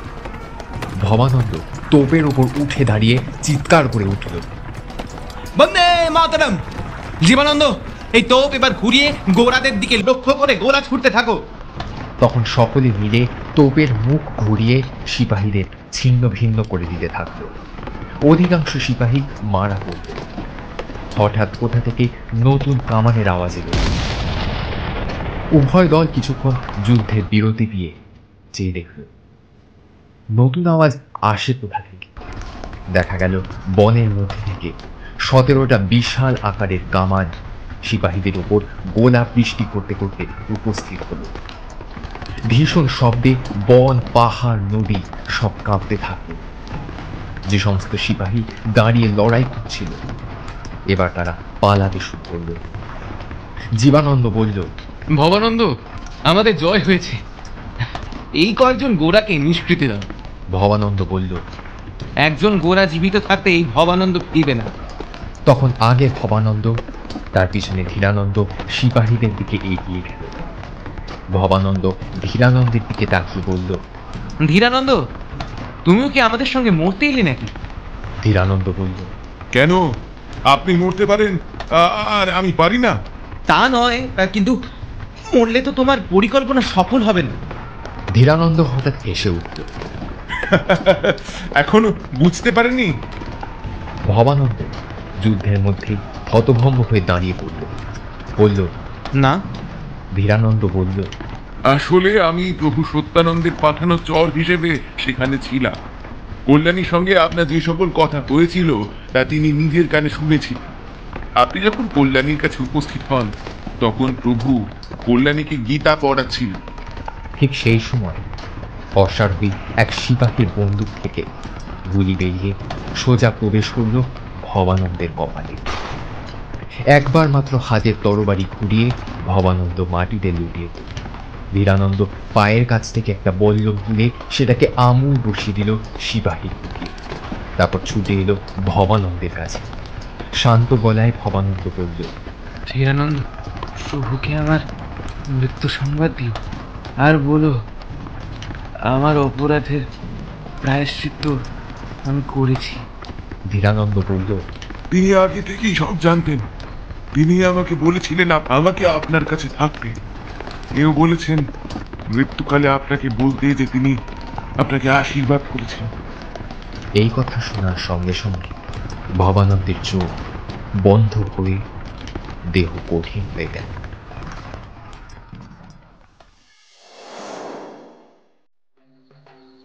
যুদ্ধ জয়ের পর নদীর তীরে বিজয়ী সন্তানেরা কারা নাকারা ঢাক ঢোল সহযোগে উৎসব করতে থাকল। একটি গাছের তলায় কিছুটা বিমর্ষ হয়ে বসে আছেন সত্যানন্দ ভবানন্দের জন্য। উৎসব শেষ হলে পর সন্তানেরা ভবানন্দের দেহ নিয়ে চলে গেল সৎকারের জন্য। নদী তীরে রয়ে গেল সত্যানন্দ, জীবানন্দ, মহেন্দ্র, নবীনানন্দ ও ধীরানন্দ। এই 5 জনে তখন গোপন পরামর্শে ব্যস্ত। সত্যানন্দ বললেন, এতদিন যে জন্য আমরা সকল প্রকার সুখ ত্যাগ করেছিলাম আজ সেই ব্রত সফল হয়েছে। এখন তোমরা কি করতে চাও? জীবানন্দ বলল, চলুন আমরা এই সময় গিয়ে রাজধানী অধিকার করি। ভালো কথা, কিন্তু আমরা একা তো পারবো না। সৈন্য কোথায়? কেন, এই সন্তান দল? কেউ নেই। সবাই অরক্ষিত গ্রাম লুটতে ব্যস্ত, এখন কাউকে পাবে না। যাই হোক, এরপর তোমরা নিজেরা যা ইচ্ছা তাই করো, কিন্তু আমি ব্রহ্মচর্য ছাড়া অন্য কোনো কিছুতে লিপ্ত হব না। এখন তোমরা নিজ নিজ কাজে যাও, শুধু মহেন্দ্র এখানে থাকো। সবাই এক এক করে প্রণাম করে চলে গেলে সত্যানন্দ মহেন্দ্রকে বললেন, তোমরা সকলে দেবী মূর্তির সামনে শপথ গ্রহণ করেছিলে, কিন্তু ভবানন্দ জীবানন্দ দুজনেই প্রতিজ্ঞা ভঙ্গ করেছে। তুমি একা প্রতিজ্ঞা রক্ষা করেছ। শপথ ছিল যে কার্যসিদ্ধি না হওয়া পর্যন্ত স্ত্রীকন্যার মুখদর্শন নিষেধ।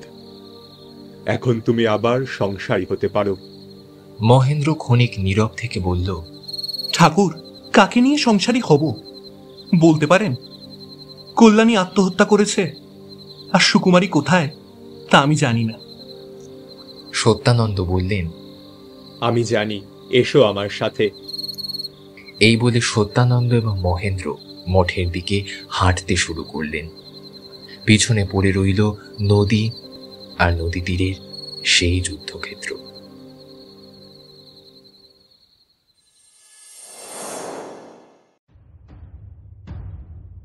উত্তর বাংলা মুসলমানের হাত ছাড়া হয়েছে। এই সময় কলকাতার গভর্নর জেনারেল ছিলেন ওয়ারেন হেস্টিংস। তিনি অগণিত সন্তান দলকে শাসন করার জন্য মেজর এডওয়ার্ড নামে একজন নতুন সেনাপতি নিয়োগ করলেন। এডওয়ার্ড দেখলে এ ইউরোপীয় যুদ্ধ নয়, শত্রুদের সেনা নেই, নগর নেই, রাজধানী নেই, কিন্তু কোথা থেকে যুদ্ধের সময় হাজার হাজার সন্তান বেরিয়ে আসে। অনুসন্ধান করে সাহেব জানতে পারলেন যে পদচিহ্নে এরা দুর্গ তৈরি করে সেখানে নিজেদের অস্ত্র ও ধনসম্পত্তি রক্ষা করছে। অতএব এই দুর্গ অধিকার করাই যুক্তিযুক্ত। চরের মাধ্যমে খবর নিয়ে এডওয়ার্ড এও জানলেন দুর্গে যে সংখ্যক সন্তান বাস করে তাতে অতর্কিতে দুর্গ আক্রমণ করতে হলে তাকেই কুচকাটা হতে হবে। তাই তিনি মনে মনে এক অপূর্ব কৌশল করলেন। মাঘী পূর্ণিমায় নদীর তীরে এক মাঠে বেশ বড় মেলা হয়, তাতে লক্ষ লক্ষ লোকের সমাগম ঘটে। এদিকে সন্তানেরাও এই মেলায় আসবে বলে স্থির করেছে। মেজর বিবেচনা করলে পদচিহ্নের রক্ষাকর্তারাও এই মেলায় আসবে, সেই সময় তিনি দুর্গ অধিকার করবেন। তিনি রটনা করে দিলেন মাঘী পূর্ণিমার দিন সাহেব মেলায় উপস্থিত হয়ে মেলা ধ্বংস করে দেবেন। এই সংবাদ গ্রামে গ্রামে প্রচার হওয়া মাত্র যেখানে যত সন্তান ছিল সবাই অস্ত্র ধারণ করে মেলা রক্ষার জন্য এগিয়ে এলো। মহেন্দ্র ইংরেজের এই ফাঁদে পা দিল। পদচিহ্নে অল্প সৈন্য রেখে সেও মেলায় উপস্থিত হল।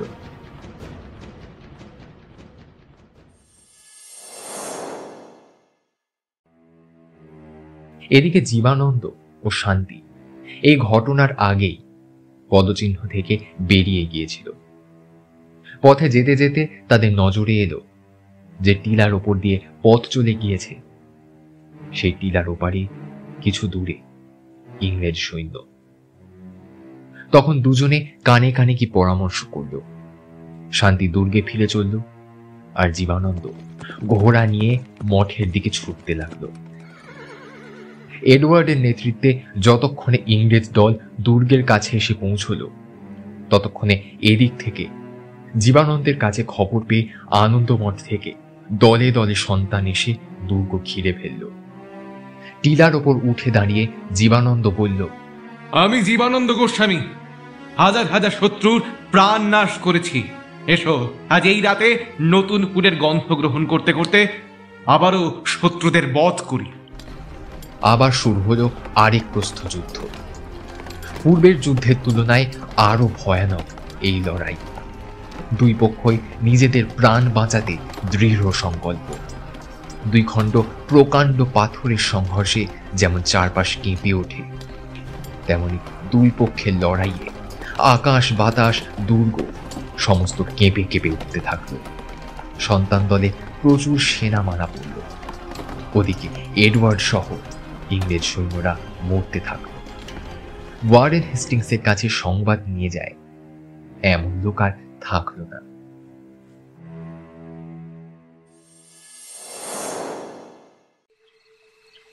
পূর্ণিমার রাত্রি, সেই ভীষণ রণক্ষেত্র এখন শান্ত, আর কেউ কোথাও নেই।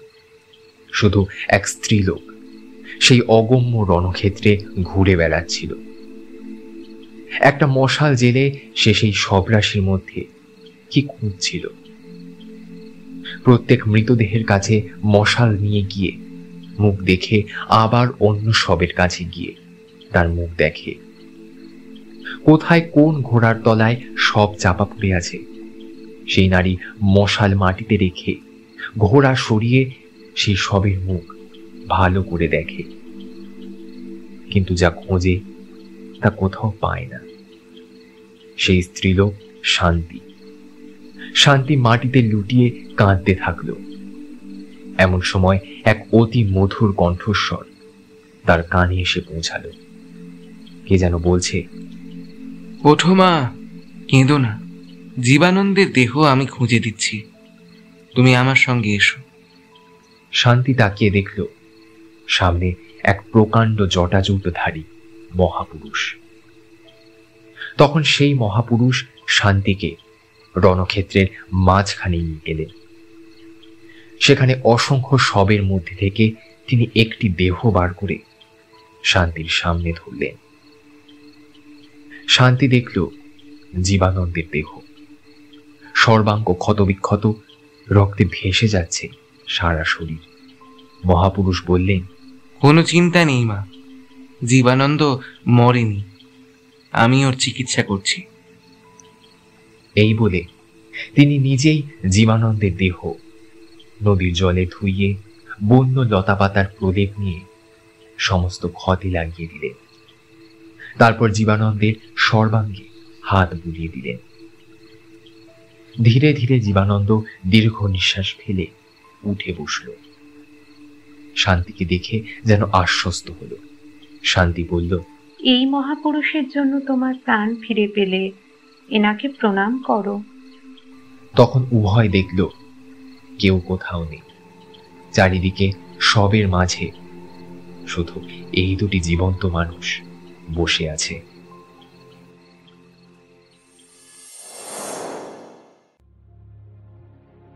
সত্যানন্দ ঠাকুর যুদ্ধক্ষেত্র থেকে কাউকে কিছু না বলে আনন্দ মঠে চলে এসেছিলেন। সেখানে তিনি গভীর রাতে বিষ্ণু মণ্ডপে বসে ধ্যানে মগ্ন। এমন সময় সেই চিকিৎসক সেখানে এসে উপস্থিত হলেন। দেখে সত্যানন্দ উঠে তাকে প্রণাম করলেন।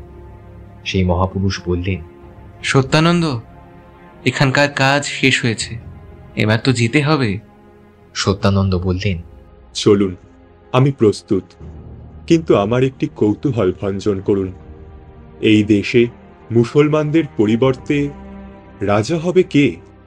এখন ইংরেজরা রাজা হবে।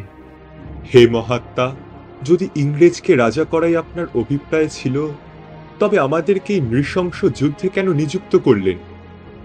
ইংরেজ এখন বণিক, রাজ্য শাসনের ভার তারা চায় না, কিন্তু রাজ্য শাসন ছাড়া তাদের অর্থ সংগ্রহ হবে না, অতএব তাদেরই রাজত্ব শুরু হবে। কিন্তু এই রাজত্ব আর কতদিন ধরে চলবে? কোনো দিন কি এই দেশের মানুষ যুদ্ধ ছাড়া বাঁচতে পারবে না? তা কেন সত্যানন্দ? অবশ্যই পারবে, কিন্তু তার এখনো অনেক বিলম্ব। বিলম্ব? তার মানে এর পরে ওই নৃশংস হত্যাকাণ্ড চলতে থাকবে? এর থেকেও আরো অনেক বেশি নৃশংসতা মিশে থাকবে সেই হত্যা লীলায়। তুমি আর আমি বেঁচে থাকবো না, কিন্তু যুগে যুগে আমার, তোমার, মহেন্দ্রের, ভবানন্দের, জীবানন্দের প্রতিনিধিরা জন্মগ্রহণ করে এই হত্যালীলার বিরোধিতা করবে। তাই যেন হয়, হে ভগবান। এবার এসো। এই বলে মহাপুরুষ সত্যানন্দের হাত ধরলেন। বিষ্ণুমূর্তির দেহ থেকে এক অপূর্ব চোখ ধাঁধানো জ্যোতি বেরিয়ে এলো। দুজনে হারিয়ে গেলেন সেই জ্যোতির মধ্যে। শূন্য পড়ে রইল বিষ্ণু মণ্ডপ, শূন্য পড়ে রইল আনন্দমঠ। বন্দে মাতরম।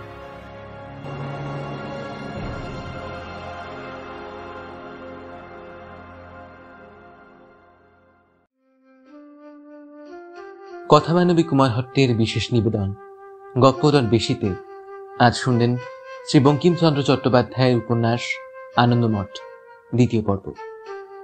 গল্প পাঠে সৌহার্দ্য, সুকুমারী শ্রীনিকা রায়, কল্যাণী কস্তুরী রায়, সত্যানন্দের ভূমিকায় রেশ, মহেন্দ্র দেবদত্ত উকিল, শান্তি মনীষা মুখোপাধ্যায়, নিমি সম্প্রীতি মিত্র, ভবানন্দ জীবানন্দ, জ্ঞানানন্দ ক্যাপ্টেন টমাস, সৈনিক ধীরানন্দ ও মহাপুরুষের ভূমিকায় আমি শ্রমণ, শাব্দিক সম্পাদনায় ও প্রচারচিত্র প্রস্তুতিতে সৌহার্দ্য, আবহ সঙ্গীত ও পর্ব পরিচালনায় আমি শ্রমণ। আশা করি আমাদের আজকের এই নিবেদন আপনাদের ভালো লেগেছে। এভাবেই পাশে থাকবেন আমাদের। আগামী দিনে আরো অনেক গপ্প নিয়ে হাজির হবে টিম গপ্প.বেশি। ধন্যবাদ।